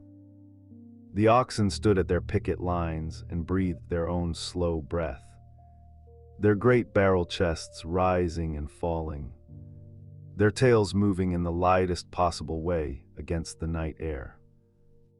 They were tired, as they always were after a day of pulling, but they were the kind of tired that is close to contentment. Muscles that have worked hard and now rest. Legs that have carried weight and now stand easy. One of them might shift its weight from one foot to another. A small sound of hooves on packed earth. And then stillness again. Another might exhale through its nose. A long, soft sound, almost like a sigh. And the man on watch would glance toward them and feel reassured by that sound. Because it was a sound of peace. Of animals at ease, and animals at ease meant the prairie around the camp was at ease too. The horses, if the family kept horses, were more restless in their sleeping. Horses dreamed differently than oxen, their legs sometimes twitching in small running motions, their lips moving around some imagined bit of grass. A horse might make a soft sound in the night, not quite a whinny, more like a murmur, and then fall back into whatever it had been dreaming. The mules, practical and stubborn as they were by day, slept with a kind of determined efficiency, as if they had decided that rest was a task to be completed and they intended to complete it thoroughly. The dogs that traveled with the wagon trains, and there were always dogs, mixed breed and loyal and enormously pleased with themselves for having come along on this adventure. The dogs had their own relationship with the midnight hours. Some slept curled at the feet of their families inside the wagons or beneath them, tucked against a wagon wheel with their noses under their tails, completely surrendered to sleep. Others were more watchful by nature and would lie with their heads on their paws and their eyes half open, monitoring the sounds of the prairie with a calm professional attention, their ears rotating slowly toward each new sound the way a flower turns toward light. The prairie made sounds that took time to learn. A person from the eastern states, hearing them for the first time, might lie awake trying to identify them, running through a mental catalog of familiar sounds and finding nothing that quite matched.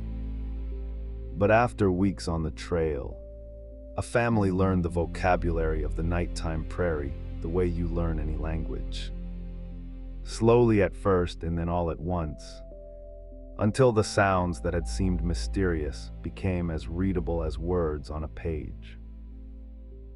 There was the sound of the crickets, which was not one sound but a vast collective hum, a kind of living texture in the air, so constant and so pervasive that after a while the brain stopped hearing it as a separate thing and simply incorporated it into the silence. The way you stop hearing a clock tick in a familiar room. On warm nights this sound was immense, filling the air from the ground to somewhere high above the grass. A soft electrical shimmer of sound that was somehow deeply restful, like the sound of a mill stream or rain on a roof.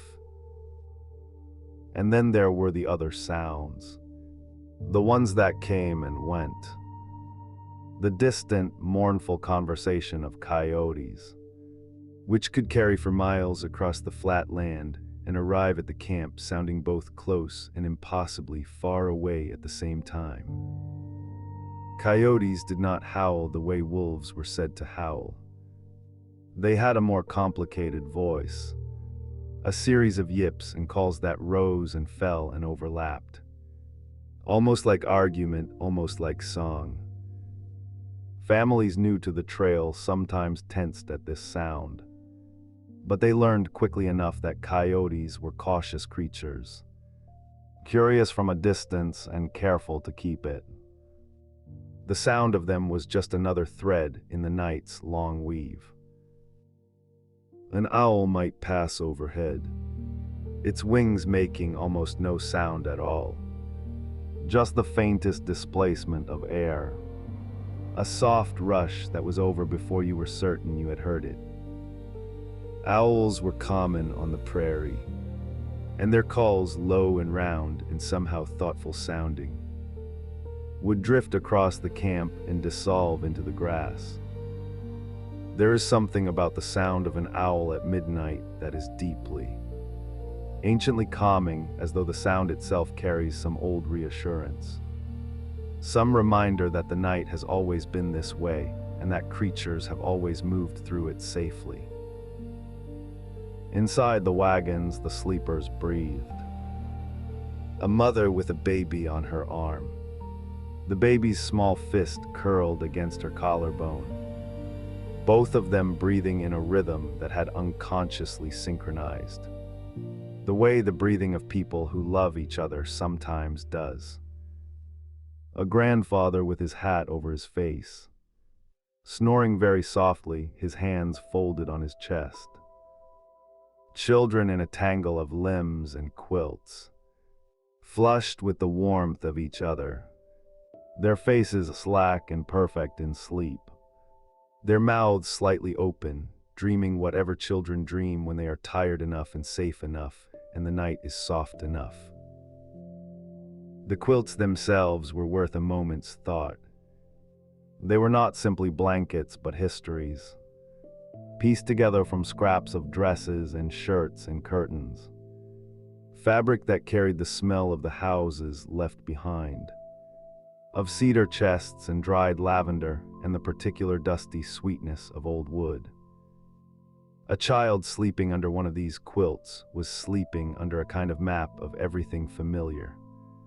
Every patch a memory, the blue cotton from a Sunday dress, the brown wool from a father's jacket, the faded yellow from kitchen curtains that had filtered morning light in a farmhouse now weeks and hundreds of miles behind them. The air inside a wagon at midnight had its own quality. Warm from the bodies sleeping in it, carrying the mingled smells of wool and leather and the faint sweetness of cornmeal and dried beans from the provisions stored beneath the floorboards. And underneath all of that, the smell of canvas, which is a smell that is hard to describe except to say that it is clean and dry and slightly dusty, and somehow suggests shelter in a very fundamental way. The way the smell of wood smoke suggests warmth. The way the smell of bread suggests home. The man on watch stood or walked slowly around the perimeter of the circle, and the sound of his boots on the dry grass was a soft, irregular sound, a shuffle and a pause. A shuffle and a pause. He might stop and look up at the stars, which were extraordinary out here, away from any town or settlement. The sky so dark and the air so clear that the Milky Way was not a smear but a structure. A river of individual lights, more stars than the mind could comfortably hold, arranged in patterns that the man might half remember from some schoolbook or almanac. The dipper there, the North Star, steady and reliable as an old friend. The North Star was a particular comfort on the trail. Travelers checked it the way they might check a compass, not because they needed to navigate by it exactly. The trail itself was navigation enough, worn into the land by the thousands of wagons that had come before. But because there was something reassuring about a fixed point, something that did not move while everything else was in motion. The whole sky wheeled slowly around that one still point, and the man on watch could feel the night turning, could almost sense the vast slow rotation of the earth beneath his boots. And it was a feeling not of dizziness but of belonging, of being part of something so large and so old that his own small concerns became very quiet by comparison. Somewhere in the grass, not far from the edge of the camp, a mouse was going about its business with great industry and no awareness whatsoever that it was being observed. It moved in quick, purposeful darts, pausing to listen, moving again, its whiskers testing the air. The dog nearest to it had noticed it some time ago, but had decided, in the way of dogs who are comfortable and not particularly hungry, that this was not worth interrupting a good rest for. The mouse continued its night's work undisturbed, a small warm life going about its small warm purposes in the enormous dark. The fire had burned down to coals by now.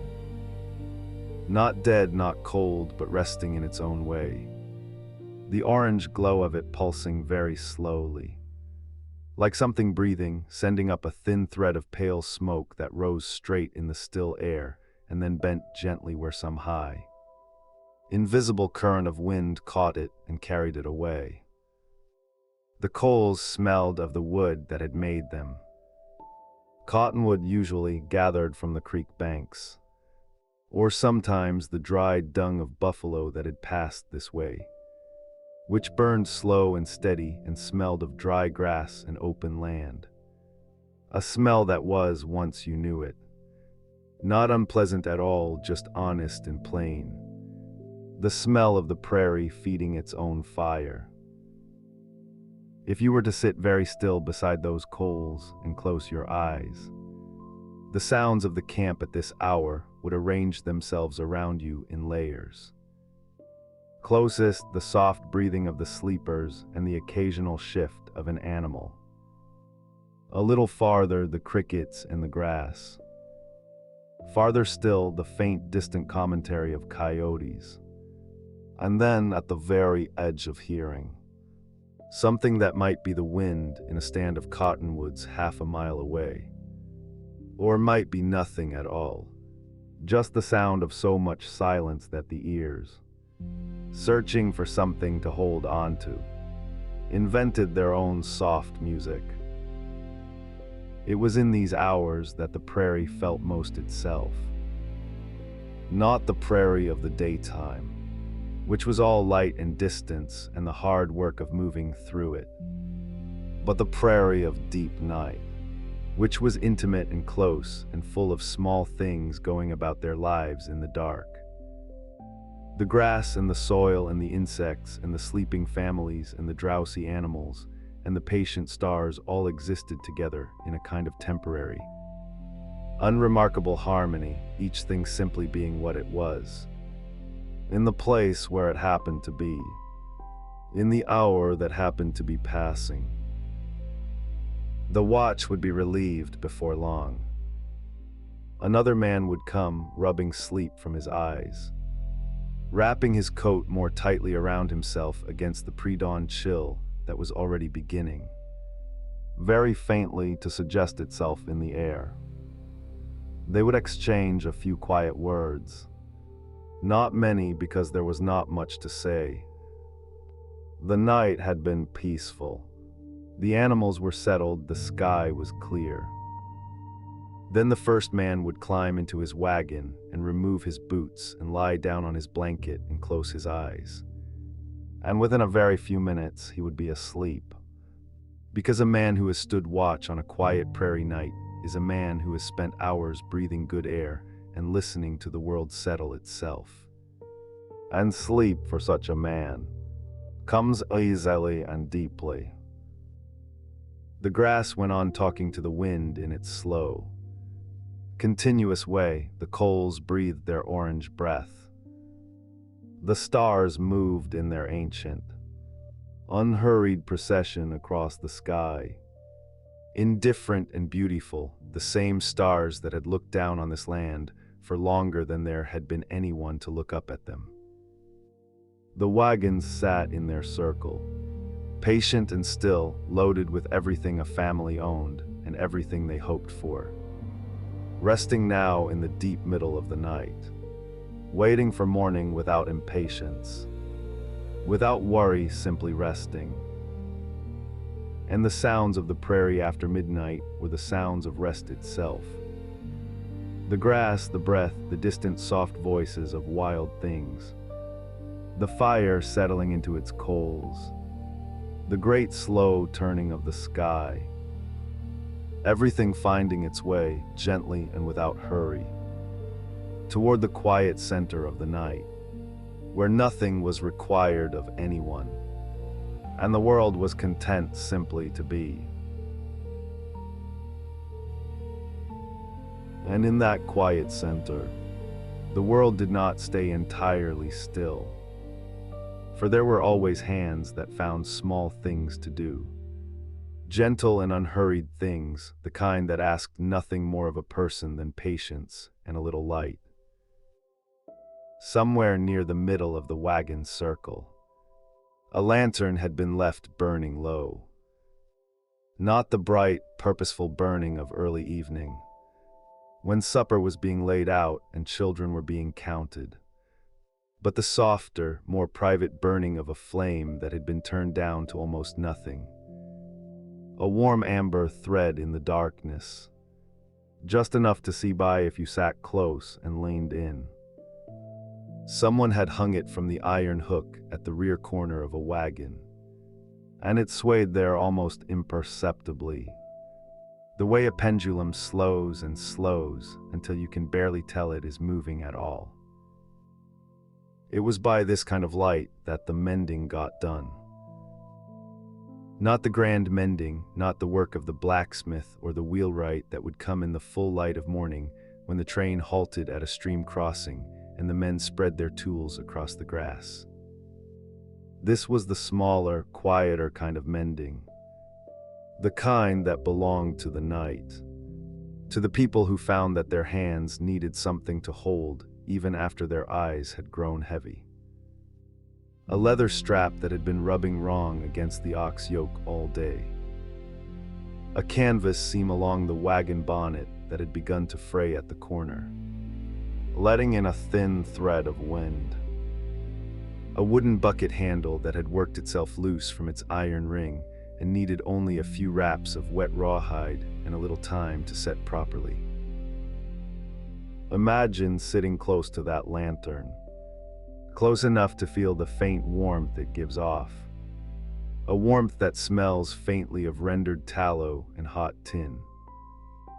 The light falls in a small pool, golden and soft, and beyond its edges the darkness is not frightening but simply present, like a heavy quilt drawn up around the shoulders of the camp. The grass is damp now with the first settling of dew, and if you press your palm flat against the ground beside you, you can feel the coolness of it rising gently through the earth. A woman sits on a wooden crate near the back wheel of her family's wagon, her sewing basket open beside her. She has been at this particular task, reattaching a button to her husband's coat, for perhaps 10 minutes, though time moves differently here at this hour, more slowly and more kindly than it does in the middle of the afternoon when the sun is high and the dust is thick and there are always 3 things that need doing at once. Now there is only the one thing, and it is enough. The needle catches the lantern light as it rises and falls. Rises and falls, a small silver flash repeated over and over in the darkness, as regular and as soothing as breathing. Her children are asleep inside the wagon behind her. She can hear the eldest one shifting against the folded quilts, resettling the way children do in the deep middle of the night when their dreams carry them gently from one quiet place to another. The canvas above them holds the warmth of the day still, just barely, and the smell of the wagon at night is its own particular thing. Dried cornmeal and cedar wood, and the faint sweetness of the dried apples packed in the barrel near the front. And underneath all of it, the good honest smell of canvas and rope, and the particular dustiness of a journey that has been going on for many weeks now. She does not think about the miles ahead tonight. Tonight there is only the button, and the thread and the small golden circle of the lantern's light. A little way around the circle, a man crouches beside his wagon's rear axle with a rag and a tin of grease. The grease is dark and thick, almost black in the lantern light, and it smells of rendered fat and iron, a smell that has become so familiar over the weeks that he barely notices it anymore. The way you stop hearing a clock that has been ticking in the same room for a long time, He works slowly, pressing the grease into the joint where the wheel hub meets the axle with the careful attention of someone who has learned, over many hundreds of miles, exactly what this particular wagon needs and when it needs it. There is a rhythm to the work, a turning and pressing and wiping, and his breathing is slow and even, and the lantern beside him pools its light across the grass in a soft oval, and the night holds everything very gently. The axle had been speaking to him all afternoon, not loudly, not urgently, but with that low, intermittent groan that a well-traveled wagon makes when it is asking for a little attention. He had heard it beneath the ordinary sounds of the day, beneath the creak of the wagon boards and the slow plodding of the oxen and the voices of the other travelers calling back and forth across the train. He had made a note of it somewhere in the back of his mind and carried it here, to this quiet hour where it could be seen to properly. There is something deeply satisfying about this kind of work, the kind that asks for steadiness rather than strength, that rewards attention rather than urgency. He finishes one side and moves to the other, and the lantern sways just slightly in a breath of night air, and the shadows shift and resettle around him like water finding its level. Not far away, near the center of the circle, where the fire had burned earlier in the evening, a young man sits cross-legged on a folded blanket with a length of harness leather across his knees. He is perhaps 17 or 18, old enough to have real responsibilities on the trail, young enough that there is still something boyish in the way he holds himself, the slight forward lean of someone who is still learning to be patient with slow work. He has a small awl and a length of waxed thread, and he is stitching a split in the leather where it had begun to give way near the buckle. A long, careful line of stitches, each one pulled snug but not too tight, because leather that is stitched too tightly will only split again somewhere else. His father taught him this. He can hear his father's voice as clearly as if the man were sitting beside him, though his father is asleep in the wagon just behind him, his breathing slow and regular in the darkness.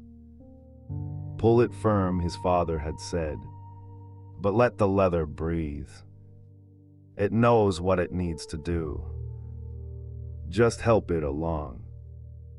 He pulls the thread firm and lets the leather breathe, and the night is very quiet around him, and the stars above the open circle of the wagons are thick and still and impossibly numerous, the kind of sky that you can only see properly when you are very far from any town, when there is nothing between you and the heavens but open grass and open air.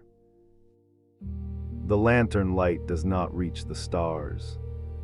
Of course, it only reaches a few feet in any direction, enough to see the leather, enough to see the stitches, enough to make the small circle of work feel warm and contained and complete. Beyond the lantern, the darkness is soft and full, and the prairie beyond the wagon circle breathes its long, slow breath. And somewhere out in that darkness, a nighthawk makes its low, purring call once and then again, and then is quiet. There are other small sounds of the night's repair work, scattered around the circle like notes in a very slow, very gentle piece of music. The soft tap of a small hammer driving a loosened nail back into a wagon board. 3 taps, a pause, 3 more. And then silence, the sound of canvas being turned and examined. A dry rustling that lasts a moment and then stops. The quiet scrape of a whetstone against a knife blade. Patient and rhythmic, a sound that has a kind of lullaby quality to it when it is done slowly enough, when there is no hurry at all. And there is the sound of water. 2, a woman dipping a cloth into a bucket and wringing it out. Cleaning the tin cups and plates from supper. Setting them quietly on the tailgate of the wagon to dry in the night air. The water is cool now, having sat in the barrel since the afternoon's creek crossing, and it smells faintly of the earth it came from. A clean mineral smell that mingles with the lingering wood smoke and the tallow of the lanterns. She works without haste, without the clatter and efficiency of the daytime washing up, but with a kind of meditative slowness, as though the act of cleaning these familiar objects is itself a form of rest. The tin cups are worn smooth at the rims from use. She knows each one by the small dents and scratches that have accumulated over the journey. This one, her youngest, dropped on the first week out of independence. This one her husband favors because the handle fits his hand just so. She sets them out in a row on the tailgate, and they catch the distant lantern light in small curved reflections, and the night air dries them slowly, and everything is exactly as it should be. This is the particular gift of the night hours on the trail, that the work which fills them is the work of care rather than progress. The miles are done for the day. The decisions about which fork to take, which stream to ford, where to make camp, all of that belongs to tomorrow, and tomorrow is very far away. What remains is only the tending of things, the quiet maintenance of the life that has been built inside this circle of wagons, the small acts of attention that keep everything whole and ready for the morning. The lanterns burn on, each one its own small island of warmth in the darkness. If you were to stand at the edge of the wagon circle and look inward, you would see them scattered across the grass like earthbound stars, each one marking a person at their quiet work. A shape bent over a piece of harness, a shape turning the pages of a worn Bible by the light, a shape simply sitting, hands resting open in their lap, neither sleeping nor quite waking, simply present in the soft middle of the night.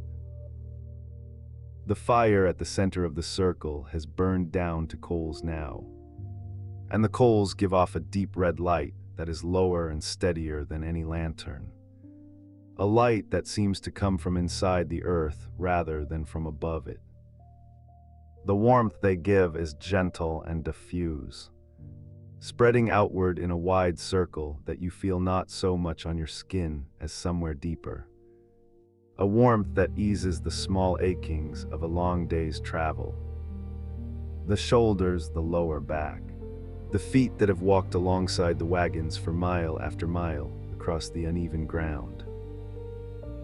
Someone has laid a fresh piece of wood across the coals, not to revive the fire, but simply to let it burn down slowly through the night.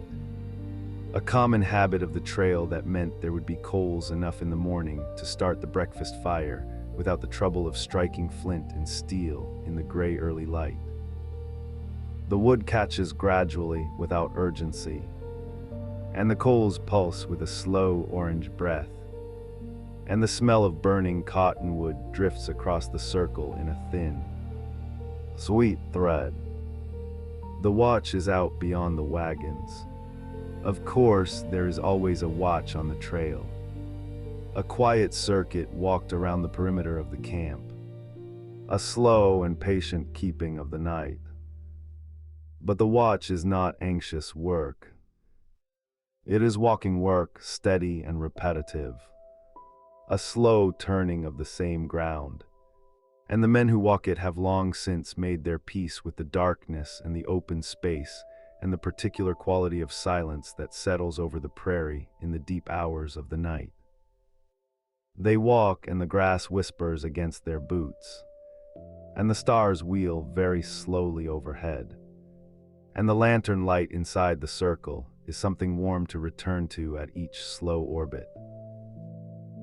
Inside the wagons, the sleeping families breathe together in the darkness, their warmth mingling with the warmth of the quilts and the canvas, their dreams as private and as quiet as seeds in winter ground. The children sleep the deep, uncomplicated sleep of those who have spent the whole of their bodies in the course of the day, walked and climbed and run and been carried and run again. And their sleep is dense and restful and very still. And one by one the lanterns are turned down. Not all at once, not with any signal or ceremony, but simply as the work reaches its natural end. The last stitch knotted and cut, the grease tin closed and set aside, the harness leather folded and tucked beneath the wagon seat for morning. Each person finishes in their own time and turns the small brass wheel that lowers the flame, and the light diminishes to a thread, and then to almost nothing, and then to nothing at all. And the darkness where the lantern had been is a soft darkness, a darkness that still holds the memory of warmth. The coals breathe their slow red breath at the center of the circle, and the stars are very bright above the open ring of the wagons. And the dew is settling deeper into the grass now, and the night has grown quieter still, quieter than it was even an hour ago, as though the world itself has finished its small repairs and is content to rest. The last lantern to go out is the one hung from the corner of the wagon near the center of the camp, the one that has been burning longest, the one that cast its light across the most hands and the most quiet work. It burns for a long moment after all the others have gone dark, a single warm point in the wide darkness, and then it too is turned down. Slowly, gently, the flame retreating to a blue thread, and then to a faint glow at the tip of the wick, and then to nothing. And the camp breathes and the coals breathe, and the prairie breathes its long, slow breath around everything. And the night holds all of it very gently, the way a hand holds something small and warm and worth keeping. And so the night deepens, as nights always do, into that particular stillness that belongs to no other hour.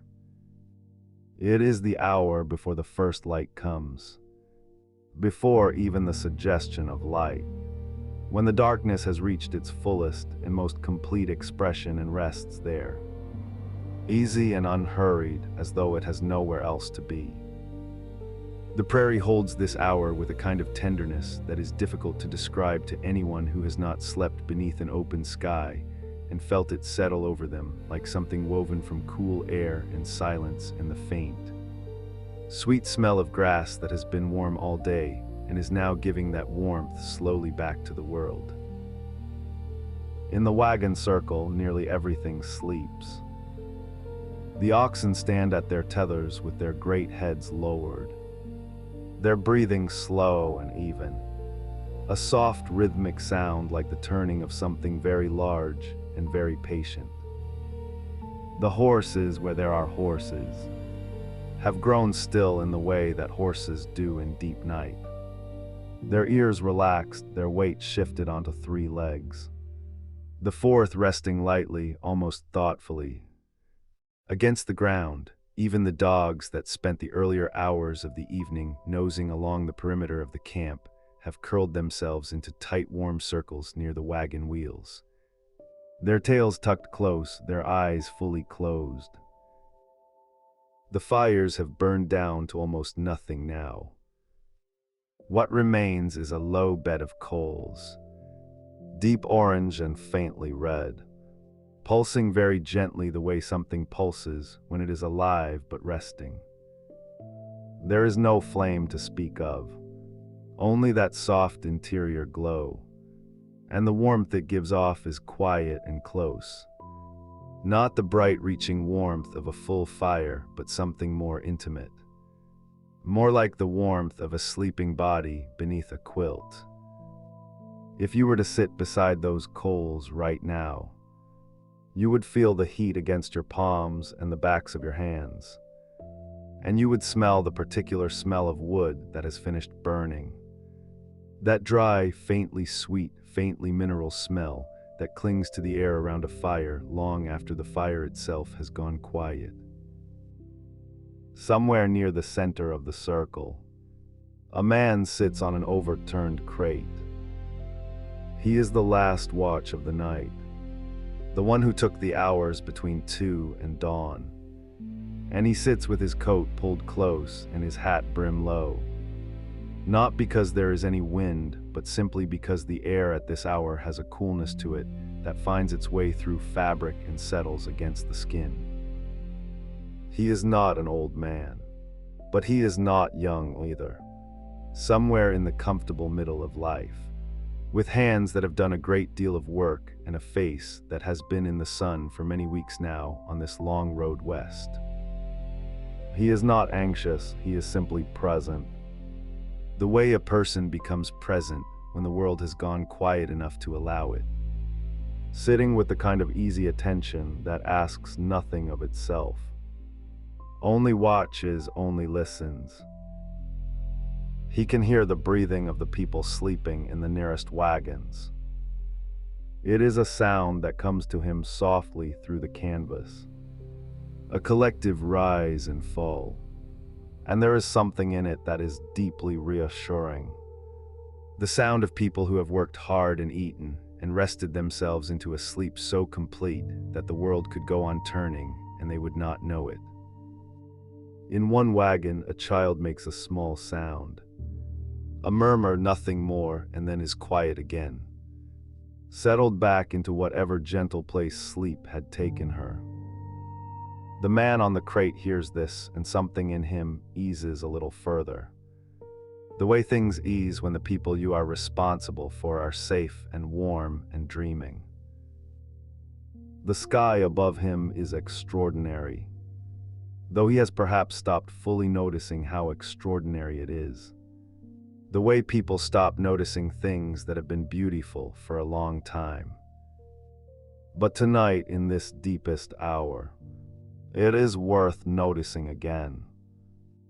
The stars are at their brightest now, not because there are more of them than there were at midnight, but because the eye has had hours to adjust, hours to open itself fully to the dark, and so the light of even the smallest stars reaches down and registers.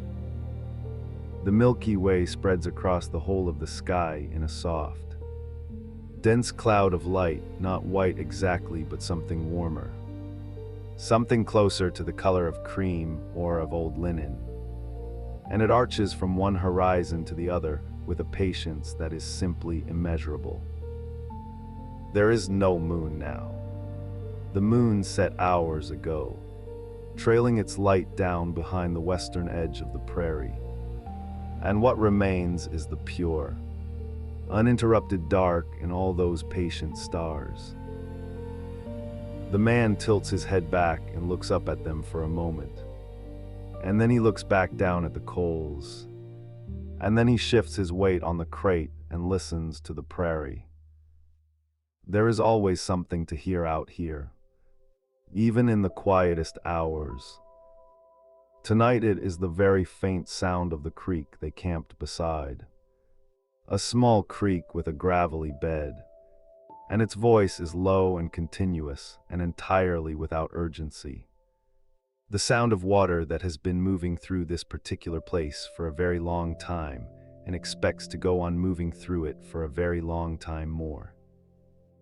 There is also, now and then, the sound of something small moving in the grass beyond the circle. A mouse perhaps, or a cricket settling into a new position.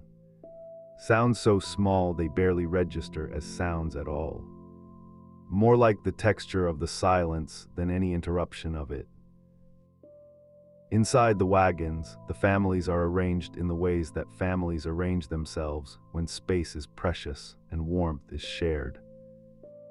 A mother and her two youngest children lie together beneath a quilt that was made by the mother's own mother.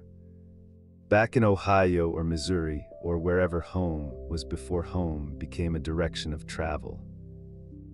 The quilt is heavy and soft, pieced together from fabric that carries in its colors and patterns the memory of dresses and shirts and curtains from rooms that no longer exist in the daily life of this family. Only in memory, the children sleep pressed against their mother, one on each side, their small warm weight against her. And she sleeps deeply in the way that mothers sleep when they are tired enough, which is to say completely. Her body having decided that rest is more important tonight than vigilance. A little further along in another wagon, a husband and wife sleep with their shoulders touching, their breathing not quite synchronized but close, almost a conversation in breath, one exhaling as the other inhales. A rhythm that has developed over years of sleeping beside each other, and that continues now even here. Even on this hard wooden bed with its thin mattress of corn husks or straw. Even under this enormous sky so far from everything familiar. There is something very settled about the two of them together. Something that the strangeness of this journey has not been able to disturb. A quality of belonging to each other that is simply larger than circumstance. In the wagon nearest the eastern edge of the circle, a young man of perhaps 17 sleeps on his back with one arm thrown over his face. The way young people sleep when they are tired enough not to care about comfort. Only about sleep itself. He came west with his family and has spent the days walking beside the oxen. A job that is exactly as simple and as tiring as it sounds. Mile after mile of flat-footed walking on ground that is sometimes soft and sometimes hard and sometimes somewhere in between. And by the time the camp is made each evening, he is ready for sleep in the absolute, uncomplicated way of someone whose body has used itself fully. He does not dream, or if he dreams, he will not remember it. And the sleep he is in right now is as deep and as dark and as restful as the sky above him. The man on the crate has been watching the eastern horizon for the last little while. Not impatiently, not with any particular eagerness. Only the way a person watches something they know is coming and are content to wait for. The horizon is still dark. It will be dark for some time yet. But there is a quality to the darkness there that is very slightly different from the darkness overhead. A difference so subtle it might be imagined. Might be only the eye inventing what it expects to see. He has learned on this journey not to trust that first suggestion of light, because it comes and then seems to withdraw, and the darkness reasserts itself for another little while before the light comes back, and this time means it. He thinks in the unhurried way of a man with nothing pressing to think about. About the day ahead, it will be much like the days that have come before it. There will be breakfast made over a rebuilt fire. Coffee and cornmeal and whatever else can be managed.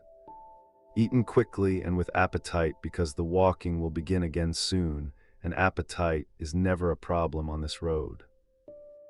There will be the slow business of breaking camp, the loading of the wagons, the checking of the wheels and the axles and the harnesses, all the small careful work that keeps everything moving. And then the walking, the long easy walking through the morning when the air is still cool and the light is still low and the grass on either side of the trail catches the early sun and holds it in a way that is genuinely beautiful, golden and trembling and alive. He is not a man who thinks much about beauty, or at least he would not say so if you asked him. But he has noticed the grass in the morning light. He has noticed the way the sky changes color in the hour after sunrise, moving through shades of pink and orange and a particular shade of pale gold that he has no name for. He has noticed the smell of the morning air out here on the prairie, which is clean in a way that is almost startling. Clean and green and faintly cool, as though the world has been rinsed overnight and is being offered back to you fresh. He has noticed all of this without making much of it. The way people notice things they are grateful for without quite knowing they are grateful. The coals shift very slightly. A small settling sound and a brief breath of warmth moves outward from them. He leans toward air instinctively, just for a moment, then straightens again. The creek goes on talking to itself in its low, continuous voice. The oxen breathe. The stars hold their positions with the absolute reliability that stars have always had. The same stars that were above this prairie before anyone came to cross it. The same stars that will be here long after the trail itself has been forgotten or transformed into something else entirely.